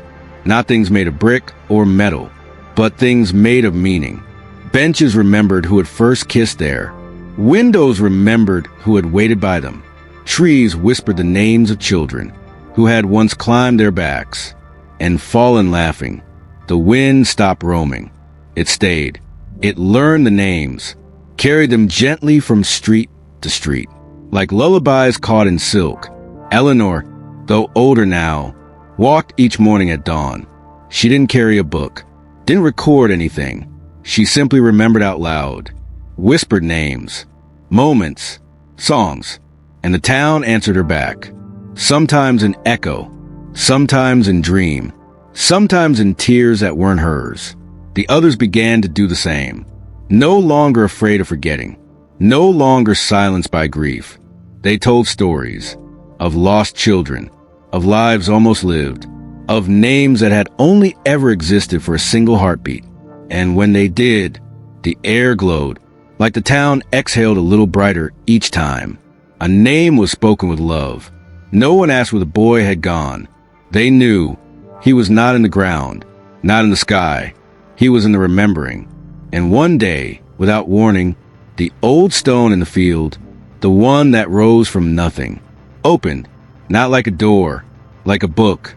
Inside, not a body, not bones, just a single scroll, wrapped in thread made of hair, written in a language no one could read, but everyone could understand. It was a name, not the one that destroyed, the one that healed, not meant to be spoken, meant to be kept. And so they gave it to Eleanor. She didn't open it, didn't need to. She tucked it into her shawl, placed her hand over her heart, and became what the town had long forgotten it needed, the keeper that remembered. And for the first time in 12 years, Langsville slept peacefully. Eleanor aged gently. No one knew how old she was anymore. Time in Langsville had long since lost its hunger, but even peace needs a keeper, and she knew her season was ending. So she walked, one last time, through the quiet streets, through the breathing trees, past the stone that once held the name, and into the field where the church used to be, where the child once slept, where the silence once sang. She carried the scroll, wrapped in the same cloth she wore, the day she found him. The name inside, still unread, still radiant, still alive. She dug with her hands. Not deep, just enough, like planting a flower, like laying down a promise. And then she placed the scroll in the earth, pressed it down, and whispered, "Sleep now, where no one will forget you, not because you're hidden, but because you're held." She stood, closed her eyes, felt the wind shift, and for a moment, she heard every child who had ever been lost laugh at the same time. The soil warmed, the grass bent, and something bloomed. A tree, thin at first, silver-veined, quiet, but pulsing gently, like it carried a lullaby in its roots. It grew without sound, and on its bark, no carvings, only reflections. If you looked long enough, you'd see the face of someone you thought you'd forgotten, smiling back, forgiving you for remembering too late. That night, Eleanor didn't return home, but no one searched. They knew, they felt it. She had become part of the tree, not buried, not gone, just growing inward. And beneath the tree, etched in soft stone no one had placed, read one final line. The name was never meant to be spoken. It was meant to be loved, not in forgetfulness, but in trust.